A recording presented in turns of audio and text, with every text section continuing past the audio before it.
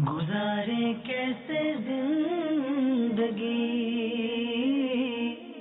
آؤ علماء سے پوچھ لیں، آئے جو مشکل پیش کوئی، آؤ علماء سے پوچھ لیں۔ الحمد للہ رب العالمین والصلاة والسلام على سید المرسلین، اما بعد فاعوذ باللہ من الشیطان الرجیم، بسم اللہ الرحمن الرحیم، الصلاة والسلام علیک یا رسول اللہ وعلى آلك وأصحابك يا حبيب الله، الصلاة والسلام عليك يا نبي الله وعلى آلك وأصحابك يا نور الله۔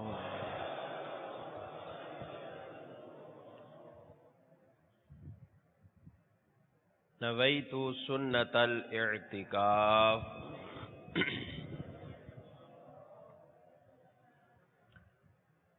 حضور اکرم رحمت عالم صلی اللہ تعالی علیہ وآلہ وسلم کا فرمان مبارک عظمت عالی شان ہے، تم اپنی مجلسوں کو مجھ پر درود پڑھ کر آراستہ کرو کہ تمہارا مجھ پر درود پڑھنا قیامت کے دن تمہارے لیے نور ہوگا۔ صلو علی الحبیب صلی اللہ تعالی علی محمد صلی اللہ علیہ وآلہ وسلم۔ قرآن مجید فرقان حمید میں اللہ تبارک و تعالی کا ارشاد ہے، ان السمع والبصر والفؤاد کل اولئک کان عنہ مسئولا، کہ بے شک قیامت کے دن آنکھ سے، کان سے اور دل سے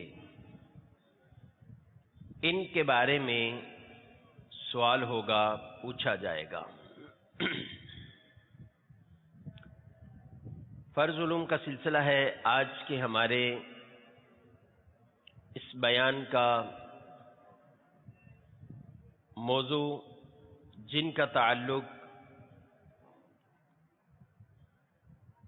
باطنی گناہوں میں سے ہے،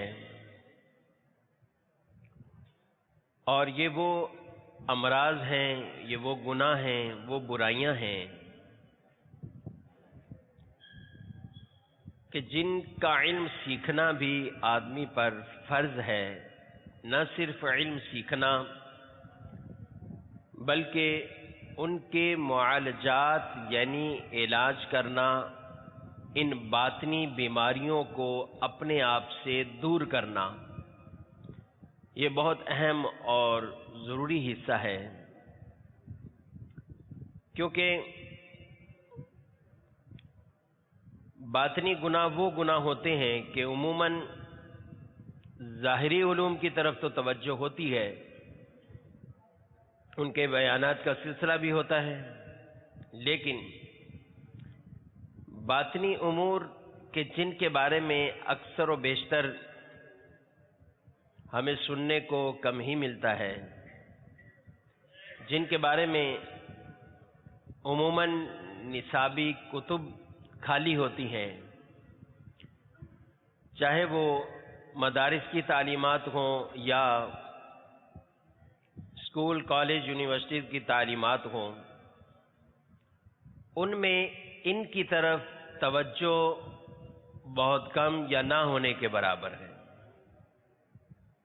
اعلی حضرت امام احمد رضا خان علیہ رحمت الرحمن آپ فرماتے ہیں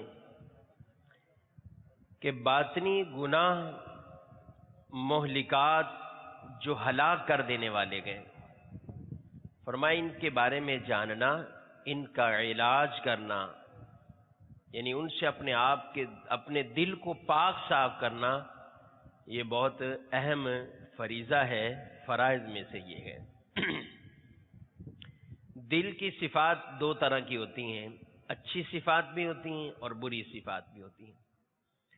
اچھی صفات آدمی کے اندر سخاوت ہو، آدمی میں اخلاص ہے، عاجزی ہے، انکساری ہے، توکل ہے اللہ پر، رحم دلی ہے، عفو درگزر کرنے کا ملکہ ہے، یہ اچھی صفات ہیں، اور ایک مسلمان کے لیے بڑی محمود اور مطلوب شرع یہ صفات ہیں کہ یہ اس میں ہونی چاہیے۔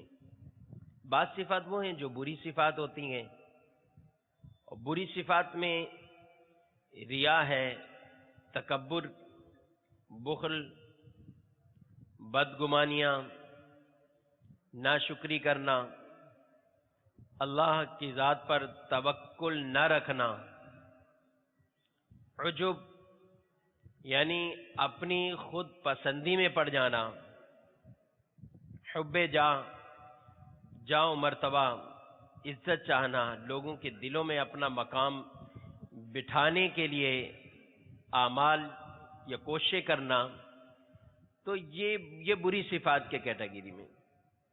تو آدمی کو اتنی پہچان ہونا ضروری ہے کہ وہ کم از کم ان باتوں کی علامات کو جانے، ان کی پہچان اس کو حاصل ہو کہ آیا کون سی صفات اس کے اندر پیدا ہو رہی ہیں، کون سی صفات اس کے اندر رس چکی ہیں، بس چکی ہیں، تاکہ وہ ان کی مطابقت سے ان کا علاج بھی کرے اور ان بری صفات کو دور کرتا رہے اور اچھی صفات کو اپنے اندر داخل کرنے کی کوشش میں لگا رہے۔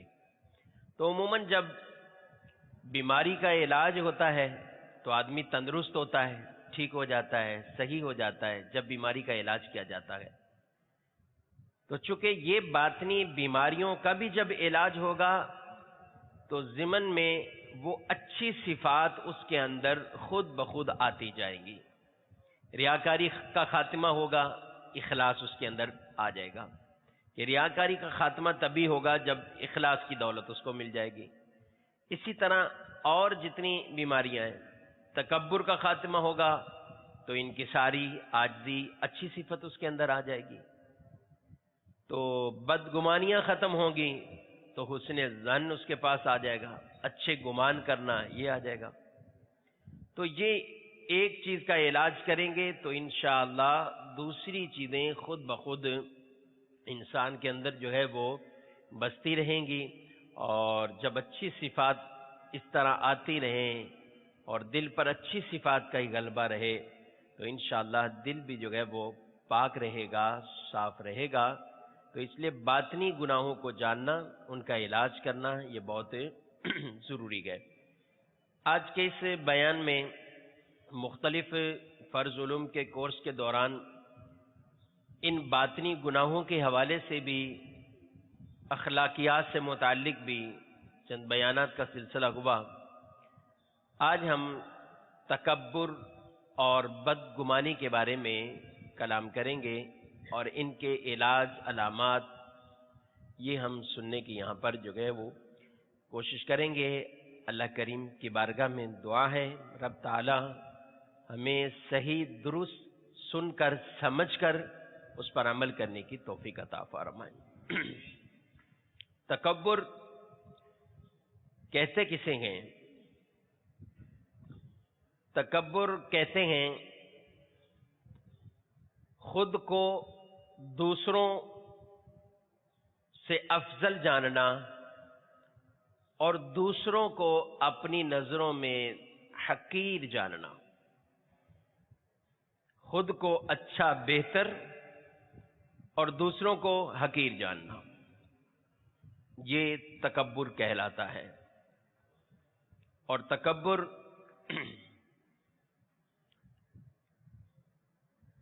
کہ خود کو اچھا جاننا، دوسروں کو حقیر جاننا، کبھی تو ایسا ہے کہ تکبر کی بعض صورتیں تو کفر والی ہوتی ہیں، جیسے تکبر اللہ عز و جل کے مقابلے میں کوئی تکبر کرے.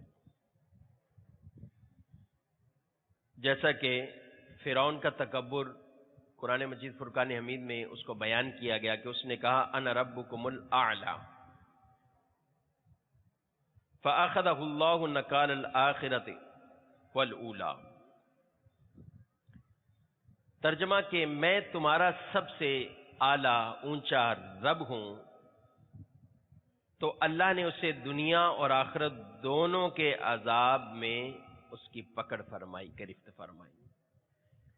یہ تکبر وہ جو اللہ عز و جل کے مقابلے میں ہے، یعنی اپنے آپ کو اعلیٰ، اچھا یا خدا ہونے کا اعلان کرنا.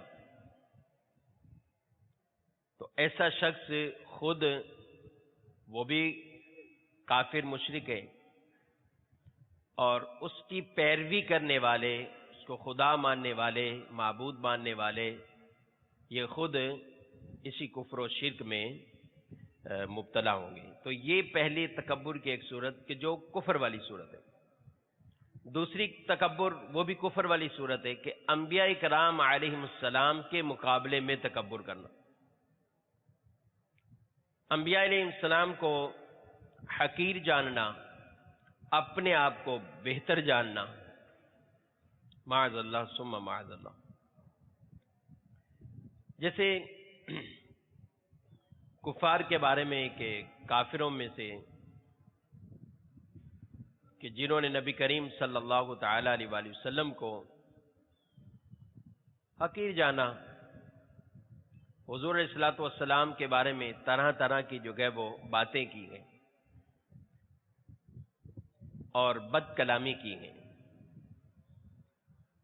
اس طرح حضرت آدم علی نبینا وعلیہ الصلوۃ والسلام، ان کے بارے میں حکم ہوا فرشتوں کو کہ سجدہ کرو.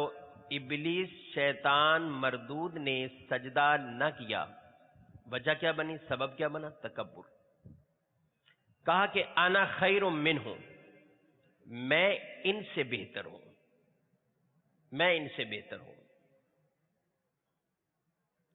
اور اللہ کی بارگاہ میں کہنے لگا کہ میں بہتر ہوں، مجھے جو ہے وہ خلقتنی من نار و خلقتہ من طین، مجھے تو آگ سے بنایا گیا، اس کو مٹی سے بنایا گیا. تو یہ جو مٹی سے جس کو تخلیق کی گئی ہو، میں اس کے سامنے کیسے سجدہ کروں؟ تو سجدہ کرنے سے باز رہا، تو پھر وکان من الکافرین، کافروں میں سے ہو گیا، مردود ہو گیا، بارگاہ الہی سے دھتکارا گیا.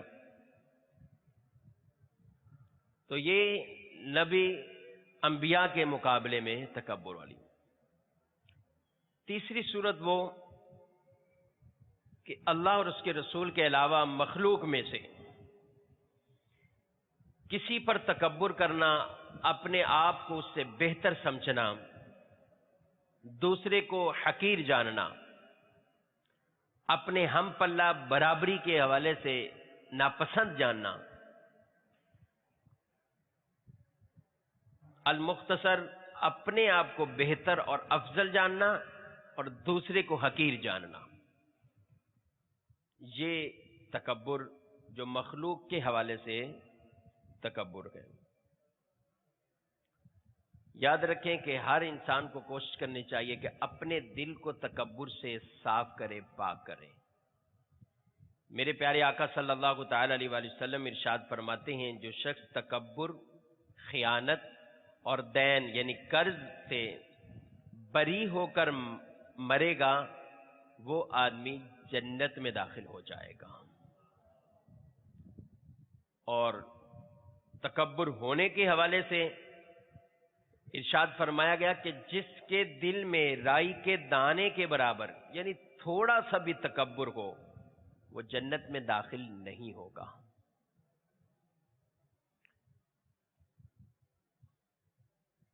تو تکبر اللہ کو ناپسند ہے، یہ صفت بری صفت ہے. انہ لا یحب المستکبرین، اللہ تعالیٰ تکبر کرنے والوں کو پسند نہیں کرتا. اب یہ مختلف چیزوں سے تکبر ہوتا ہے. صدر الشریعہ بدر الطریقہ مفتی محمد امجد علی اعظمی رحمۃ اللہ تعالی علیہ اپنی کتاب تصنیف بہار شریعت میں بہار شریعت کے 16ویں حصے میں آپ نے تکبر کی چند باتوں کو ذکر فرمایا۔ تکبر کئی اور چیزوں سے بھی آدمی تکبر کے اندر پڑ جاتا ہے۔ مثال کے طور پہ آپ نے فرمایا کہ اپنے مکانات کو خوبصورت سے خوبصورت بنانا، طرح طرح سے ان کو آراستہ کرنا، تزئین کرنا، اچھے ریشمی دیگر ایسے پردے لٹکانا، اور اس سے مقصود کیا ہے؟ مقصود اس سے یہ ہے کہ زینت ہے، آرائش ہے، تزین کرنا ہے۔ تو اس میں بھی آپ نے ایک وجہ سے جو ہے وہ کراہت بیان فرمائی، فرمایا کراہت ہے، اور کراہت کی وجہ یہ بیان جو ہے وہ کی گئی کہ عموماً ایسی چیزوں کی وجہ سے تکبر میں پڑ جاتا ہے۔ اس میں کراہت بیان کی کہ تکبر میں نہ پڑ جائے، اور جو پڑ ہی ان چیزوں کی وجہ سے تکبر میں جائے، یعنی ان کے اندر اگر اس کا مقصد تکبر ہے، تفاخر ہے، فخر کرنا ہے، دوسروں پر فخر کرنا مقصود ہے، تکبر کرنا مقصود ہے، تو فرمایا یہ عمل بھی ناجائز ہے۔ اور اگر یہ نہیں ہے، تکبر نہیں ہے، تو پھر بھی اس کو فرمایا کہ کراہت سے خالی نہیں ہے، مکروہ ہے۔ کیوں؟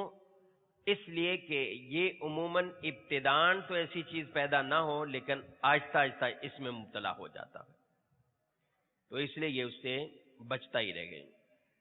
لباس کے حوالے سے نبی کریم علیہ الصلوۃ والسلام نے ارشاد فرمایا کہ جو اپنے لباس کو، اپنی تہمت کو، ازار کو تکبر کے لیے ٹخنوں سے نیچے لٹکاتا ہے، اس کی ازار جو ہے وہ تکبر کی نیت سے وہ نیچے لٹکاتا ہے، تو ایسے شخص کے بارے میں یعنی یہ گناہگار ہے، ناجائز کر رہا ہے، اس شخص کے لیے فرمایا کہ لا ينظر اللہ یوم القیامت الیہ، قیامت کے دن اللہ تعالیٰ اس کی طرف نظر نہیں فرمائے گا جو تکبر کے لیے اپنے کپڑوں کو لٹکاتا ہو۔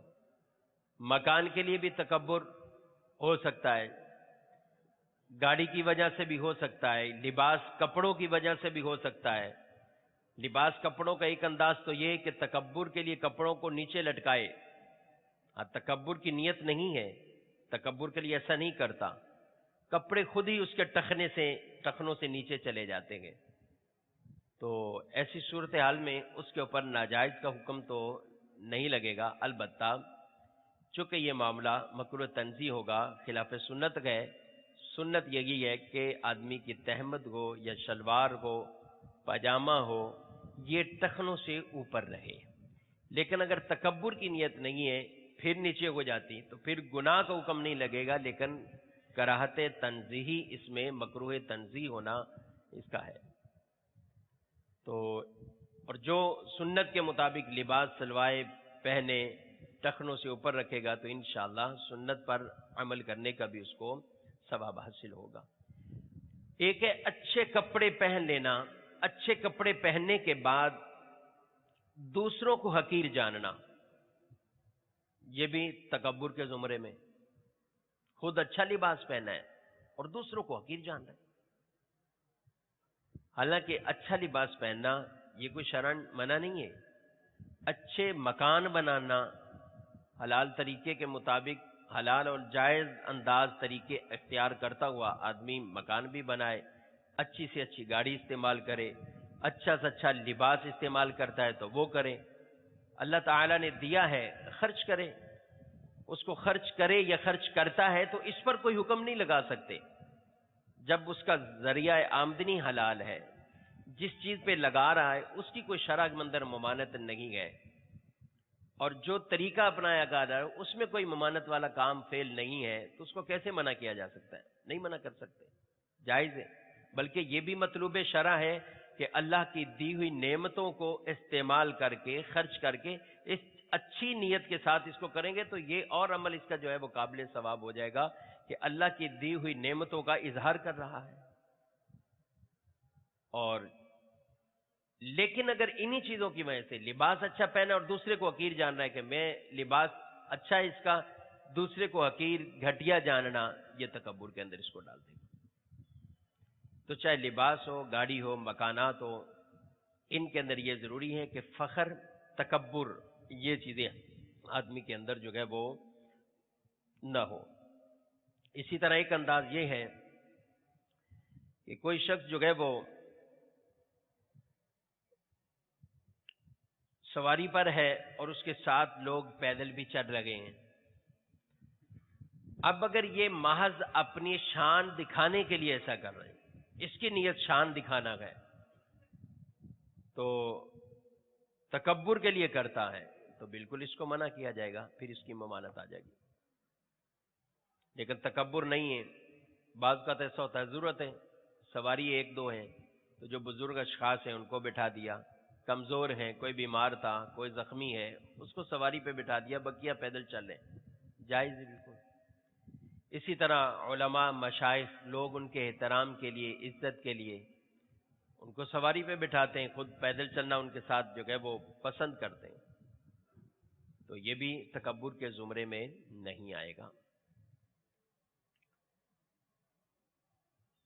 لیکن ایسے شخص کو اپنے دل پر قابو برحال رکھنا یہ ضروری اور اہم ہے، اور اگر اس کے دل کے اندر ایسے فخر اور تکبر پایا گیا تو پھر اس پر اس کی جو ہے وہ گرفت اور پکڑ ہوگی۔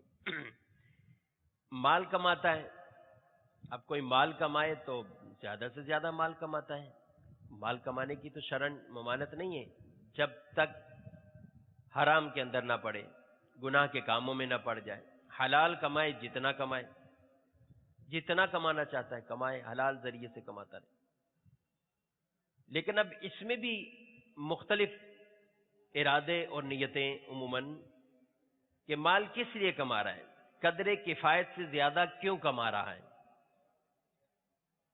تو اگر اس نیت کے ساتھ کماتا ہے کہ میرے لیے تو کافی ہے جتنا ہے لیکن اب مزید میں کما رہا ہوں، وہ اس نیت سے کماتا ہے کہ میرے جو قریبی رشتہ دار ہیں، اعزاء ہیں، اقربا ہیں، ان میں جو غریب لوگ ہیں میں ان کی مدد کروں گا، جب میرے پاس ایک ذریعہ ہے، اس سے مجھے آمدنی ہو رہی ہے، بچت ہو رہی، میں اس کے ذریعے اگرچہ میری کفایت سے زیادہ ہے تو میں اس لیے کما رہا ہوں کہ ان کی مدد کروں گا، غریبوں کو دوں گا، غریبوں کے ساتھ مدد کر کے ان کی دل جوئی کروں گا، تو یہ عمل، یہ مال کمانا بھی اس کا مستحب، یہ قابل ثواب ہو جائے گا۔ لیکن اس میں یہ شرط ضروری ہے کہ مال کمانے کا انداز، طریقہ وہ شریعت کے مطابق ہو۔ کہ بہت سے کام ایسے ہیں کہ جن کو ہم کرتے اچھی نیت سے، اچھے ارادوں کے ساتھ کرتے ہیں، کرتے بھی ان کو یہ سمجھ کر کہ اللہ کی رضا حاصل ہو گئی، لیکن اسی کام کے اندر علم نہ ہونے کی وجہ سے ایسی غیر شرعی باتیں ایڈ کیے ہوئے ہوتے ہیں کہ جس کی وجہ سے وہ عمل ہمارا گناہ والا معاملہ ہو جاتا ہے۔ تو جو بھی کام ہو، اب بعض اوقات کوئی گناہ سے بچ کر کرتا ہے، شریعت کے تقاضوں کے مطابق اس عمل کو جو ہے وہ بجا لاتا ہے، تو اب یہ کہ کاروبار شریعت کے مطابق کر رہا ہے، کفایت سے زیادہ کما رہا ہے، اس لیے کما رہا ہے غریبوں کو دوں گا، تو یہ اس کا عمل قابل ثواب ہو جائے گا۔ بلکہ یہاں تک علماء لکھتے ہیں کہ نفلی عبادات سے افضل یہ عمل آپ جو ہے کہ یہ لوگوں کی اس میں مدد کرنا جو ہے وہ شامل پایا جا رہا ہے۔ اور اگر اس لیے جو ہے وہ کماتا ہے کہ مال دولت کی وجہ سے میری عزت وقار کے اندر اضافہ ہوگا، لیکن اس سے فخر اور تکبر مقصود نہیں ہے، ٹھیک ہے مال زیادہ ہوگا، میری عزت مقام میں برتری ہوگی، بلند مرتبہ ہوگا، لیکن تکبر فخر نہیں ہے۔ تکبر فخر نہیں ہے مطلب کہ اس مال کے ذریعے دوسرے پر فخر نہیں چاہ رہا اور اس مال کے ذریعے دوسرے کو حقیر نہیں جان رہا،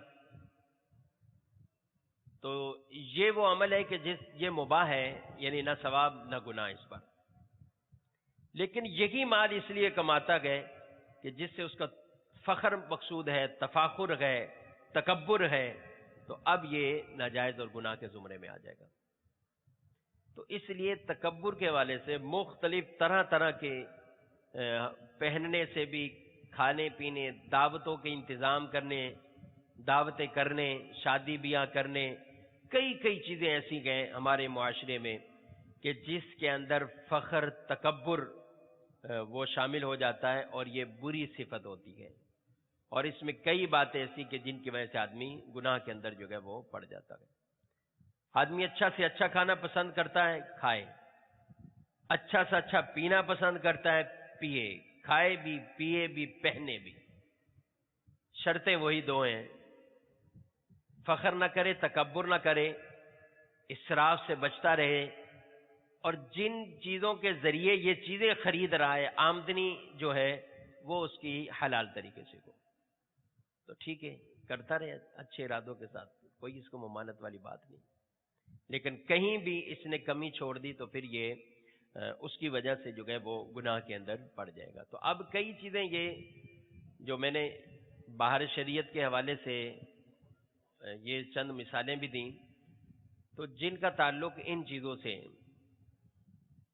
تو اب آدمی جو ہے وہ اپنے آپ پر غور کرے، اور غور کرنے کے ساتھ ساتھ اس چیز پر جو ہے وہ غور کرے کہ کیا یہ علامات، ایسی علامات اپنے کاموں کو دیکھیں، اور ایسی علامات کے اندر یہ بری علامتیں تو نہیں پائی جاتی میرے اندر۔ جب بری علامات، کیونکہ ہر مرض کی کچھ نہ کچھ علامتیں ہوتی ہیں، ہر مرض کی کچھ نہ کچھ علامت ہے۔ بعض اوقات ہمیں نظر آنے والا مرض وہ کئی اور امراض کو ضمن میں لیا ہوا ہوتا ہے، تو جو ایک ماہر اچھا ڈاکٹر، حکیم، طبیب ہوتا ہے، تو وہ پھر امراض کی جب تشخیص کرتا ہے اس مرض میں کیا ہے، تو پھر کئی اس میں وائرس نکلتے ہیں، کئی معاملات اس میں نکلتے گئے، جراثیم طرح طرح کے اس کے اندر جو ہے وہ پائے جاتے ہیں۔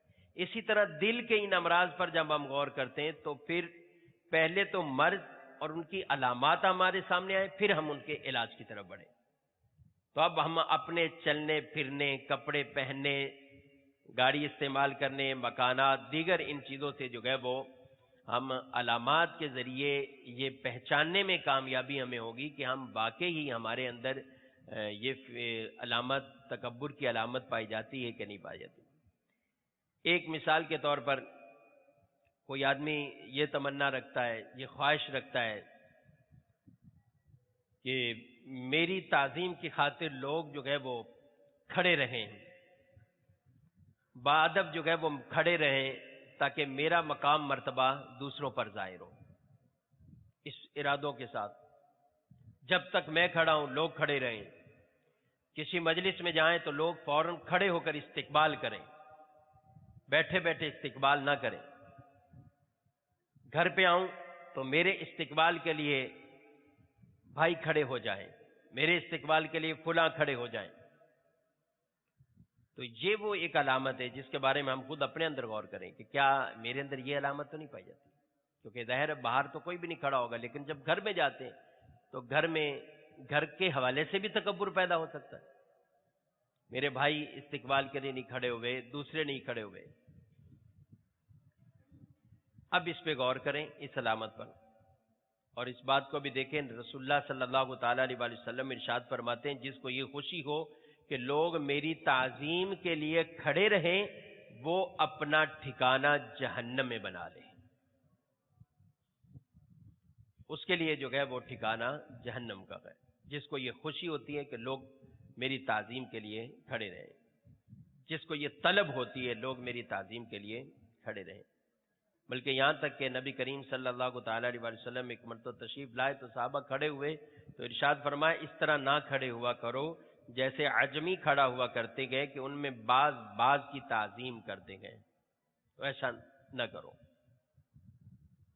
یہ علامت دیکھیں، اس کو پہچاننے کی کوشش کریں کہ کہیں تکبر کی آفت کے اندر تو نہیں پڑا۔ حال بتا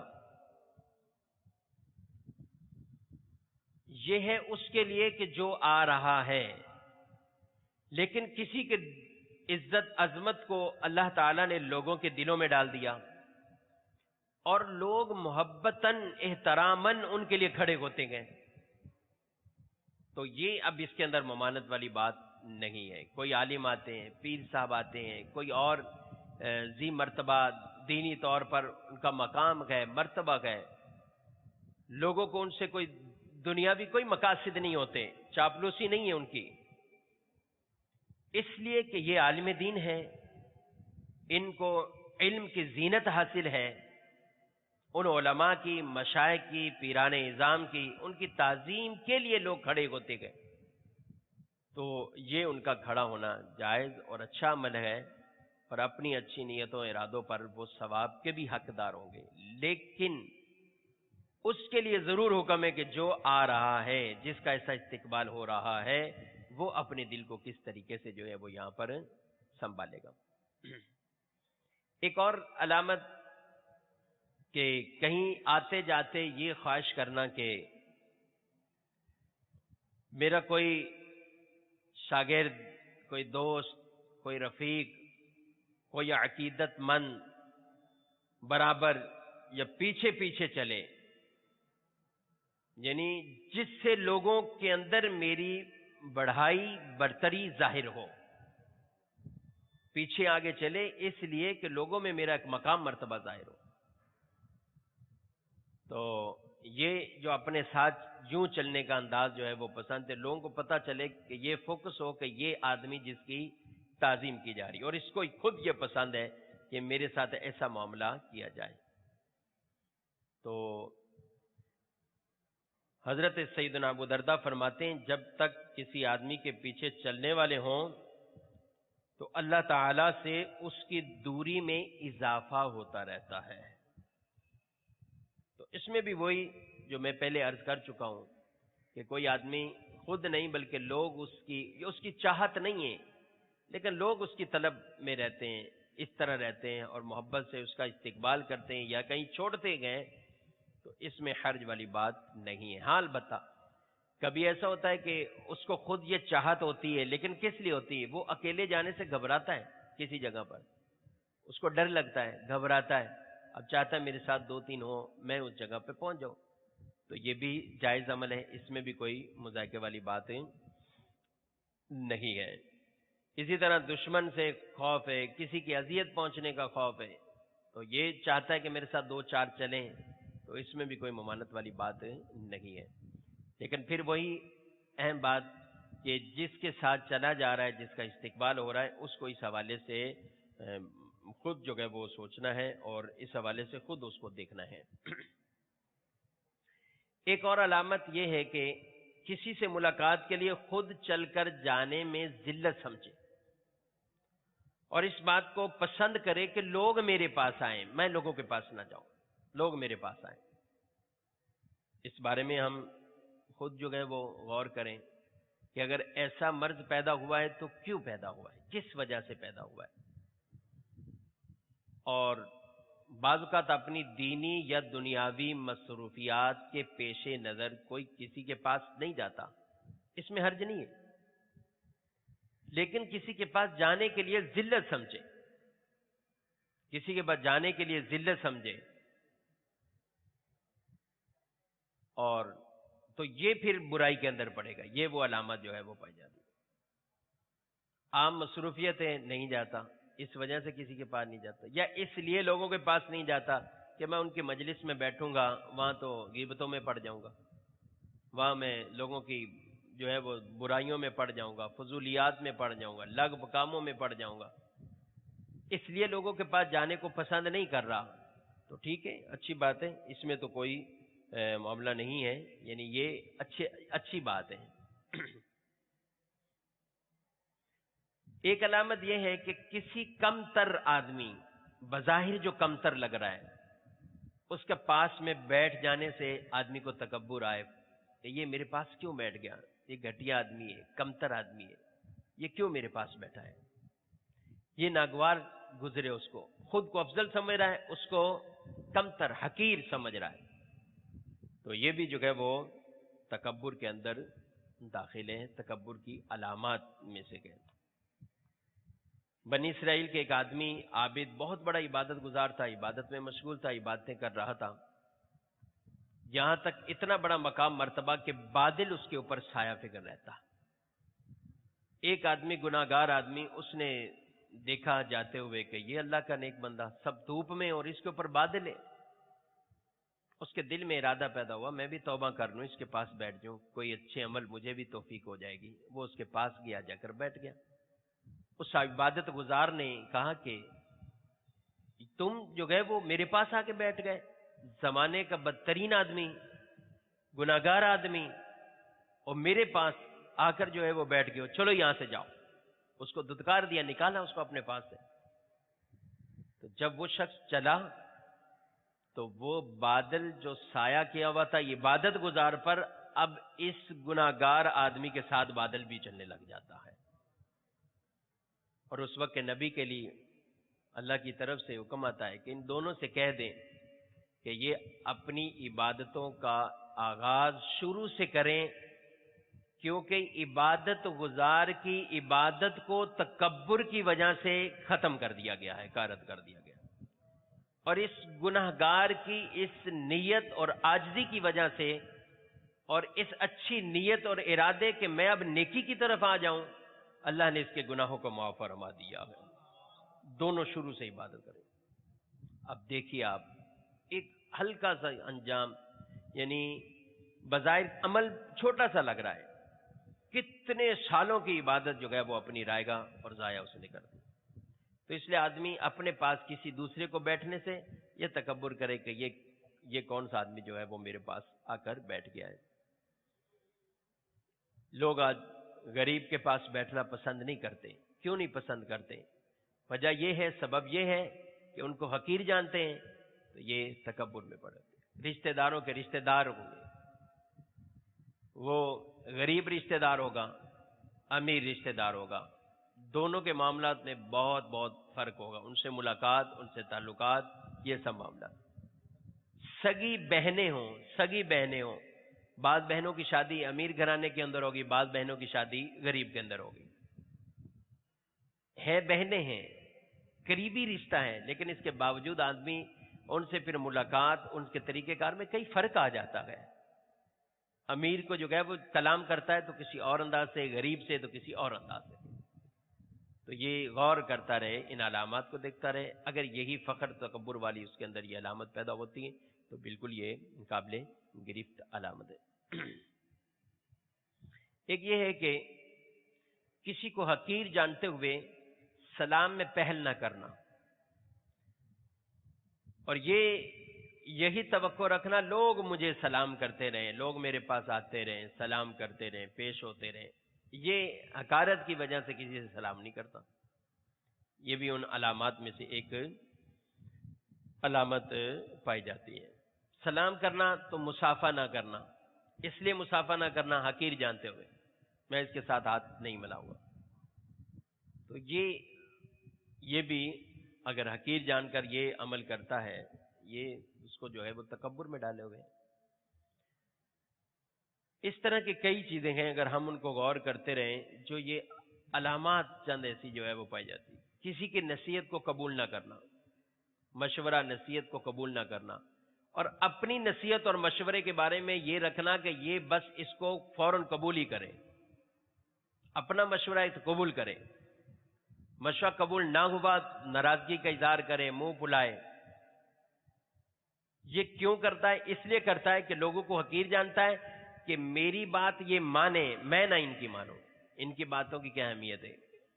میرے لیے وہ نہیں کوئی اہمیت ہے، لیکن میری بات یہ مانے. یہ اس لیے کرتا ہے کہ لوگوں کو حقیر جانتا ہے. تو یہ بھی جو ہے وہ علامات تکبر میں سے ہے. اسی طرح اپنی جو ہے وہ بحث و تکرار کے اندر ہمیشہ غالب آنے کے لیے، غالب آنا پسند کرے، اور دوسرے کی تقلید یعنی اس کو غلط قرار دینا ہی اس کو محمود پسندیدہ ہے. اپنی غلطی تسلیم نہیں کرنی ہے. یہ بھی کیوں؟ اس لیے اگر اس لیے کرتا ہے کہ یہ اگر تو بات ہی ٹھیک ہے، درست بات ہے، تو وہ ایک جدا بات ہے، لیکن ہر وقت یہی رکھنا جو میری رائے، جو میری سوچ وہ اعلیٰ ہے. یہ حقیر آدمی ہے، اگر اس کو کیا پتا کہ کیا چیزیں ہوتی، کیا سوچ ہوتی، کیا بات، ان کو حقیر جانتا ہے.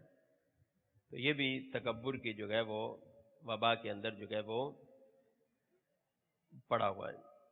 کسی کو حقیر جان کر اس کے حقوق کی ادائیگی کے اندر جو ہے وہ سستی کرنا. حقیر جانتا ہے اس لیے حقیر جان کر اس کے حقوق پورے نہیں کرتا. کیا کر لے گا یہ غریب آدمی؟ مزدور ایک سیٹ کا کیا کر لے گا؟ نوکر ایک سیٹ کا کیا کر لے گا؟ ملازم آدمی اپنے جو ہے وہ سیٹ کا، سپروائزر کا، یا اس بڑے جو ہے وہ درجے والے کا یا بڑے افسر کا، وہ سمجھتا ہے کہ یہ کیا کر لے گا میرا. تو یہ اس کو حقیر جان کر ہی اس کے حقوق جو ہے وہ پورے نہیں کر رہا. تو یہ اس طرح کی جو ہے وہ کئی چیزیں ہیں، اگر آپ ان کو دیکھیں تو یہ علامات تکبر ہیں. تکبر کی جس کے اندر جو ہے وہ نمایاں علامات جو ہیں وہ پائی جاتی ہیں. کبھی ایسا بھی ہوتا ہے کہ تکبر کے انداز سے آدمی چہرے کے، جسم کے، ہاتھوں کے، پاؤں کے حرکات و سکنات سے تکبر ظاہر ہوتا ہے. بظاہر یعنی اس کی بات کی، اس نے بات کر کے اپنے آپ کو منہ پھلایا، ٹیڑھا جو ہے وہ اپنے آپ کو بٹھایا، فخریہ انداز، تکبرانہ انداز سے بیٹھنا، اس کا تکبرانہ انداز سے چلنا، اترانا. تو یہ وہ انداز ہے جس سے تکبر جو ہے وہ ظاہر ہوتا ہے.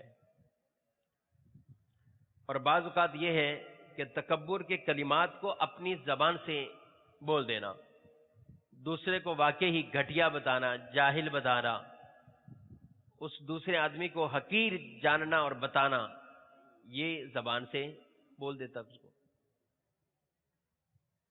تو یہ یاد رکھیں کہ جو اس طرح کے احوال، اقوال، افعال ہوتے ہیں تو جن کے جو ہے یہ انداز پائے جاتے ہیں تو یہ بھی تکبر ظاہر ہوتا ہے. لیکن اس میں یہ شرط ضروری ہے کہ دل کے اندر تکبر موجود ہو. ہم کسی کے چہرے کو دیکھ کے یہ نہیں کہیں گے یہ تکبر میں پڑا ہوا ہے، یہ بیٹھا اس طرح، یہ تکبر کے اندر ہے. لیکن اگر اس کے دل میں یہی ہے، وہ دوسرے کی بات اس انداز سے سنتا ہے، تو یہ تکبر کی جو ہے وہ علامات میں سے ہے. تو دل میں اگر تکبر ہے تو بالکل لازمی سی بات ہے کہ اس کو تکبر کہا جائے گا. کئی اسباب ایسے جن کی وجہ سے تکبر آتا ہے. یہ چند علامتیں ہیں جو میں نے ابھی عرض کی. کسی کو حقیر جاننا، گھٹیا جاننا، کسی کی جو ہے وہ اپنی بات کو ہمیشہ سچائی کی طرف رکھنا، اپنی بات منوانے کے لیے رکھنا، اپنے مشورے کو منوانے کے لیے رکھنا، دوسروں کی بات نہ ماننا، ان کا نہ مشورہ ماننا، نہ ان کے حقوق ادا کرنا. تو اس میں بعض اسباب ہوتے ہیں جن کی وجہ سے آدمی تکبر میں پڑ جاتا ہے. اب یہ چند اسباب ہیں، یا آپ تحریر کر لیں، اس کو دیکھیں، غور کریں کہ کبھی آدمی علم کی وجہ سے تکبر میں پڑتا ہے. علم. نمبر 2، عبادت کی وجہ سے تکبر میں پڑتا ہے. نمبر 3، مال دولت کی وجہ سے تکبر میں پڑتا ہے. نمبر 4، اعلی خاندان، حسب و نسب، اس کی وجہ سے تکبر میں پڑ جاتا ہے. نمبر 5، کسی عہدے اور منصب کی وجہ سے تکبر میں پڑ جاتا ہے. نمبر 6، کامیابیاں ہی کامیابیاں، جو کامیابی کی وجہ سے تکبر میں پڑ جاتا ہے. نمبر 7، حسن، جمال، خوبصورتی کی وجہ سے تکبر میں پڑ جاتا ہے. نمبر 8، طاقت، قوت کی وجہ سے تکبر کے اندر پڑ جاتا ہے. اور بھی اس طرح کے کئی اسباب ہیں، غور کریں تو. لیکن چند یہ ہیں کہ جن کی وجہ سے عمومی اوورال لوگوں کے اندر دیکھا جائے تو تکبر کے اندر وہ مبتلا ہو جاتے ہیں. علم دین سیکھنا، سکھانا بہت بڑی سعادت کی بات ہے. عالم بننا یہ بھی سعادت کی بات ہے. بلکہ بعض علم تو وہ ہیں کہ جن کا سیکھنا آدمی پر ویسے ہی شریعت مطہرہ کی طرف سے فرض ہوتا ہے. جیسا کہ یہ ہم یہاں پہ فرض علوم کورس کا ہی یہ سلسلہ ہے، اور کتنے جو ہے وہ 2 ماہ سے تقریباً یہ نشستوں کا سلسلہ جاری ہے. تو اس کورس میں مقصد یہی ہے کہ ہم زیادہ سے زیادہ فرض چیزیں، واجبات چیزیں وہ سیکھیں کہ جن کی وجہ سے گناہ میں آدمی پڑتا ہے، ان چیزوں کو سیکھیں. تو علم بعض اوقات تو سیکھنا ہی اس کا حسب حال فرض ہے. لیکن علم کی آفت یہ ہے کہ علم کی وجہ سے تکبر میں پڑ جاتا. ایک سبب یہ بھی بن جاتا ہے کہ علم ہے، علم کی وجہ سے تکبر میں پڑ جاتا ہے. اب کم علم اسلامی بھائیوں کو ڈانٹنا، ان کو حقیر جاننا، ان کو بات بات پر انہیں جھاڑنا، جاہل ہونے کا طعنہ دینا، طرح طرح کے برے القابات سے لا علم، کم علم، جاہل آدمی، دیہاتی، پینڈو، طرح طرح کے اس طرح کے جو ہے وہ برے القابات سے ان کو کہنا کہ یہ ایسا شخص ہے. تو یہ بہرحال اس پہ جو ہے وہ غور کرے. آفت علم، جیسا کہ روایت میں بیان کیا گیا کہ علم کی آفت تکبر ہے. علم تو اچھی چیز ہے، علم وہ زینت ہے جو ساری زینتوں میں سے اچھی زینت، کہ علم دین اس نے سیکھا ہوا ہے، بہت اچھی زینت ہے، اس نے دین کا علم سیکھا ہوا ہے. لیکن اس کی وجہ سے تکبر میں پڑتا ہے تو یہ آفت علم ہے. اس کی وجہ سے اگر تکبر میں پڑتا، علم کی آفت ہے. ایسے شخص کا علاج کیا ہے کہ جس کو علم کی وجہ سے تکبر آ جائے، یہ سوچے کہ بھائی اس جاہل آدمی کو تو پتہ ہی کچھ نہیں ہے، فرض علوم تو ہم نے سیکھا ہوا ہے، 2 مہینے تک تو ہم علماء کے پاس بیٹھتے رہے، اس کو کیا پتا کہ علم کی بات کیا ہوتی ہے. یہ دوسروں کو حقیر جاننا.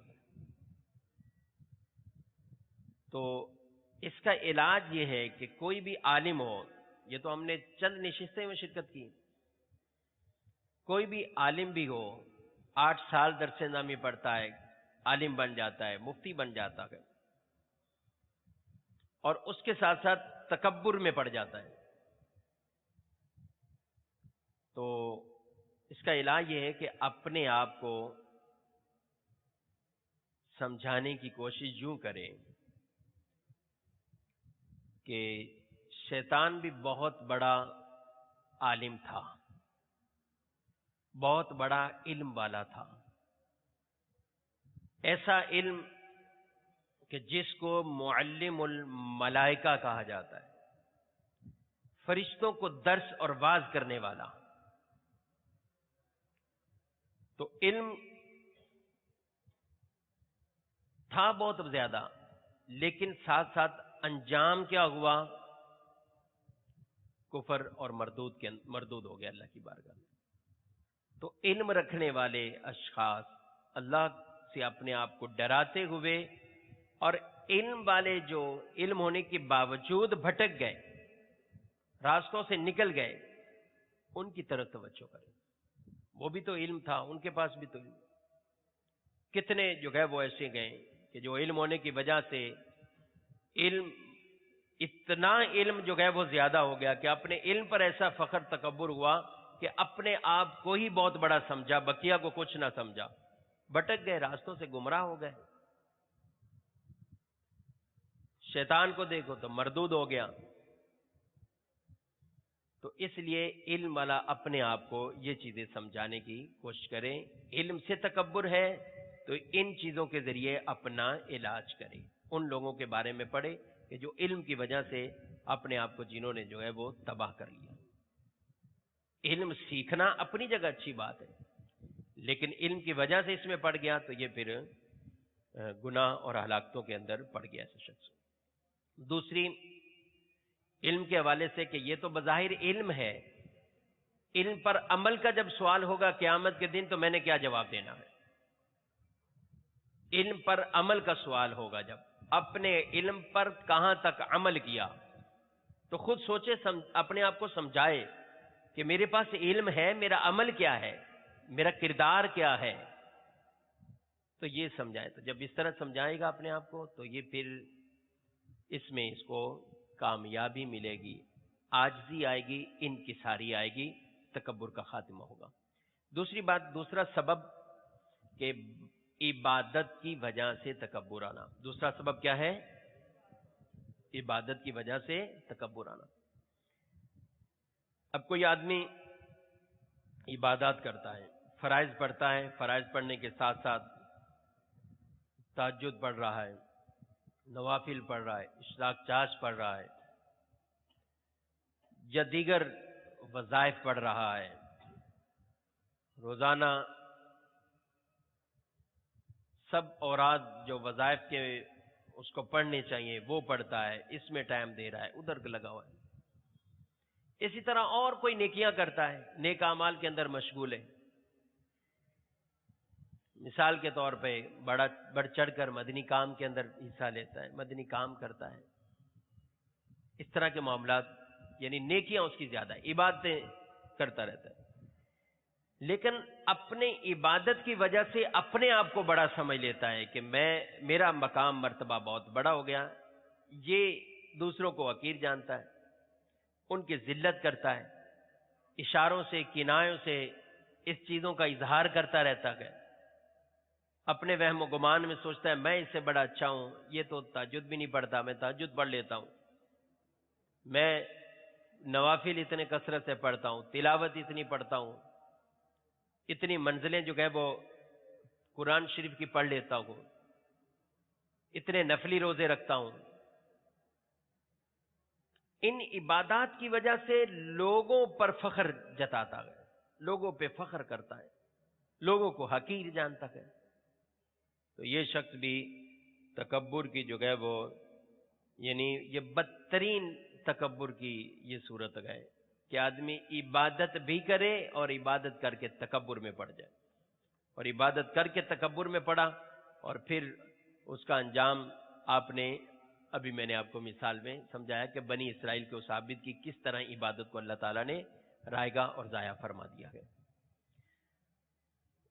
اب ایسے شخص کا علاج کیسے ہو؟ تو اس کا علاج یہ ہے کہ یہ جس بات کو دل میں بٹھایا ہوا ہے کہ میری عبادت کی وجہ سے میرا مقام مرتبہ بہت بلند ہو چکا ہے، تو یہ ایک بات تو پہلے یہ غور کریں.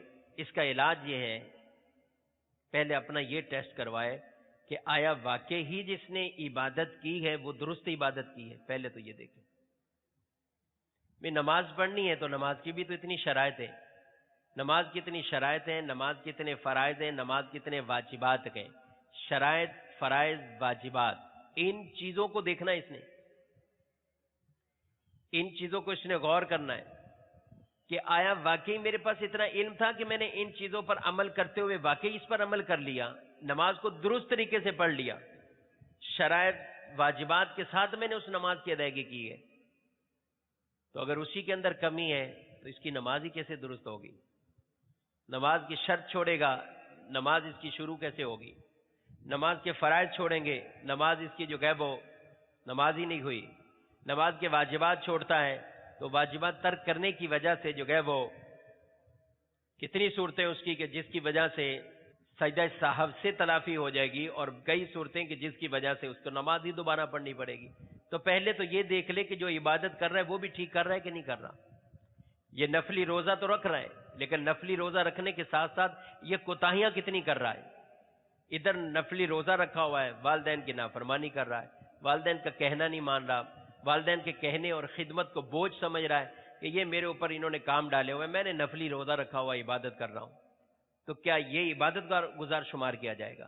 تو پہلے تو اپنی عبادت کو ٹیسٹ کر لے کہ جس پہ میں فخر کر رہا ہوں میری عبادت کا حال کیا ہے، پہلے اس کو دیکھ لے. اچھا، اگر شرائط پوری ہوں، سب چیزیں پوری ہیں، تو کیا یہ عبادت باطنی گناہوں سے خالی ہے؟ ریاکاری تو نہیں آ گئی ان عبادت کی وجہ سے؟ تو یہ ساری چیزیں جب پوری اگر بالفرض اس نے کر لی، ریاکاری بھی نہیں ہے، شرائط بھی نہیں ہے، یہ بھی نہیں ہے، تو اب کیوں اپنے ثواب کو ضائع کر رہا ہے؟ تکبر کو دل کے اندر جو ہے وہ جما کر، تکبر لا کر اپنے ثواب کو کیوں ضائع کر رہا ہے؟ تو اس طرح یہ سوچے، اپنے آپ کو سوچے. ان عبادت گزاروں کے بارے میں بھی سوچے کہ جو برسوں تک عبادت کرتے رہے لیکن بھٹک گئے، راستوں سے جدا ہو گئے، ان کے بارے میں بھی جو ہے وہ غور کریں. بلعم بن باورا، جس کے بارے میں قرآن مجید فرقان حمید میں وَلَوْ شِئْنَا لَرَفَعْنَاهُ، اگر ہم چاہیں تو اسے اٹھا لیں، لیکن کیا ہوا؟ اللہ کے نبی حضرت موسیٰ علیہ السلام کے بارے میں اس نے بد دعا کرنے کے لیے جو ہے وہ نکلا، مال کے لالچ میں، دولت کی لالچ میں آگے بد دعا کرنے لگا. تو اللہ کا قہر عذاب نازل ہوا کہ زبان اس کی لٹک گئی، اس کے سینے پہ آ جاتی. فَمَثَلُهُ كَمَثَلِ الْكَلْبِ، اس کی مثال کتے کی مثال کی طرح ہو گئی. وہ جو مستجاب الدعویٰ تھا آج یہ ہو گیا. تو اس لیے آدمی ان کے واقعات کو ذہن میں بٹھائے، دیکھے، اور پھر عبادت کے ذریعے سے جو تکبر آ رہا ہے اس کے بارے میں اللہ کی خفیہ تدبیر سے ڈرتا رہے. تیسرا سبب یہ ہے مال اور دولت کی وجہ سے تکبر آنا. مال کی وجہ سے اپنے پاس جو ہے وہ دنیاوی چیزوں کی بڑی فراوانی ہے، کار ہے، بنگلہ، بینک بیلنس، کام کاج، نوکر چاکر، سب چیزیں یہ ان کی وجہ سے تکبر کی آفت میں مبتلا ہو رہا ہے کہ غریب لوگ، عام غریب لوگوں کو کچھ سمجھے ہی نہ، بالکل حقیر سمجھے، ان کو انسان ہونے کا بھی جو ہے وہ حق نہ دے کہ یہ کیا چیزیں ہیں. لوگوں کو بعض اوقات ایسے لوگ بعض اوقات اتراتے ہوئے، فخر کرتے ہوئے ان چیزوں کا زبان پر بھی اظہار کر دیتے ہیں. تمہاری حالت کیا ہے؟ تمہارے جو ہے وہ 6 مہینے سال کی کمائی تو میری ایک دن کے عیاشیوں میں اڑ جاتی ہے. اس طرح کا اظہار کر دیتے ہیں. تمہاری مہینے کی کمائی جو ہے وہ ہمارے ایک جو ہے وہ کھانے کے اندر چلی جاتی ہے. اتنا خرچ تو اپنے کھانے پہ ہم کرتے ہیں، دعوتوں پہ کرتے ہیں. تو اس کی وجہ سے بھی آدمی تکبر کے اندر جو ہے وہ پڑا رہتا ہے. اب مال دولت کی وجہ سے تکبر آئے تو اس کو بھی اس بارے میں ضرور جو ہے وہ سوچنا ہے، علاج کرنا ہے. کیسے علاج کریں؟ سوچیں کہ مجھ سے پہلے بھی کتنے کتنے بڑے مالدار لوگ آئے، لیکن آج وہ کہاں ہیں؟ دنیا سے چلے گئے، زمین میں، قبر میں. کیا ساتھ کچھ لے کر گئے؟ کچھ نہ لے گئے. وہی خالی کفن اس کو ملا، وہی خالی کفن مجھے ملے گا. ایک تو اس طرح اپنا علاج کرے، مال و دولت کی وجہ سے جو تکبر آ رہا ہے اس کا علاج کرنے کی کوشش کرے. دوسرا یہ ہے کہ مال کے زوال کے بارے میں معاشرے کے اندر زندہ لوگوں کو دیکھے، اپنے خاندان میں دیکھے، اپنے رشتہ داروں میں دیکھے، اپنے معاشرے میں دیکھے کہ فلاں اتنا امیر تھا، آج اس کی کیا حالت ہو گئی، کس وجہ سے اس کا مال تباہ ہو گیا، آگ لگ گئی. کروڑوں کے مالک ہوتے گئے، لیکن اب کیا ہے؟ اب روڈ پر آ گئے، رہنے کی جگہ نہیں، کاروبار نہیں ہے، ٹھیلے لگا کر جو ہے وہ گزر بسر کر رہے، بھکاری بن گئے، بعض گزر بسر کر رہے ہیں. تو یہ مال کی اس آفت کو بھی دیکھے کہ یہ مال کی وجہ سے میں فخر کر رہا ہوں. اگر یہ مال مجھ سے چھن گیا، کوئی نہ کوئی ایسا معاملہ ہو گیا، تو پھر میرا آگے مستقبل کیا ہوگا؟ اور یہ مال جو ہے وہ یہ مجھے اللہ کی عطا سے ہے، اس پہ تو مجھے شکر گزار بننا چاہیے. میں اللہ کے ہی بندوں کو حقیر جان رہا ہوں اور تکبر میں پڑا ہوا ہوں. تو مال کی وجہ سے تکبر کو اس طرح علاج کرے، پہلے اپنے آپ کو اس طرح ڈرائے، دیکھے مال چھن گیا تو پھر میرا کیا ہوگا، اور ساتھ ساتھ جو ہے وہ اپنی موت کو یاد کرتا رہے. غریب لوگوں کی طرف دیکھے، یا ان غریب لوگوں کی طرف دیکھے جو پہلے امیر تھے، ان کی طرف دیکھیں جو پہلے امیر تھے، بہت بڑے پیسوں والے تھے، اب ان کے حالات جو ہیں وہ کیا ہو گئے. روایت میں، حدیث میں یہ ارشاد فرمایا 6 قسم کے لوگ بغیر حساب کے جہنم میں جہاں داخل ہوں گے. ان میں فرمایا امراء ظلم کی وجہ سے، عرب عصبیت کی وجہ سے، سردار تکبر کی وجہ سے، تجارت کرنے والے جھوٹ کی وجہ سے، علم رکھنے والے حسد کی وجہ سے، اور مالدار بخل کی وجہ سے. تو یہ اس طرح بھی اس تکبر کا علاج مال کی وجہ سے جو ہے تو اس کا بھی علاج جو ہے وہ ہوگا.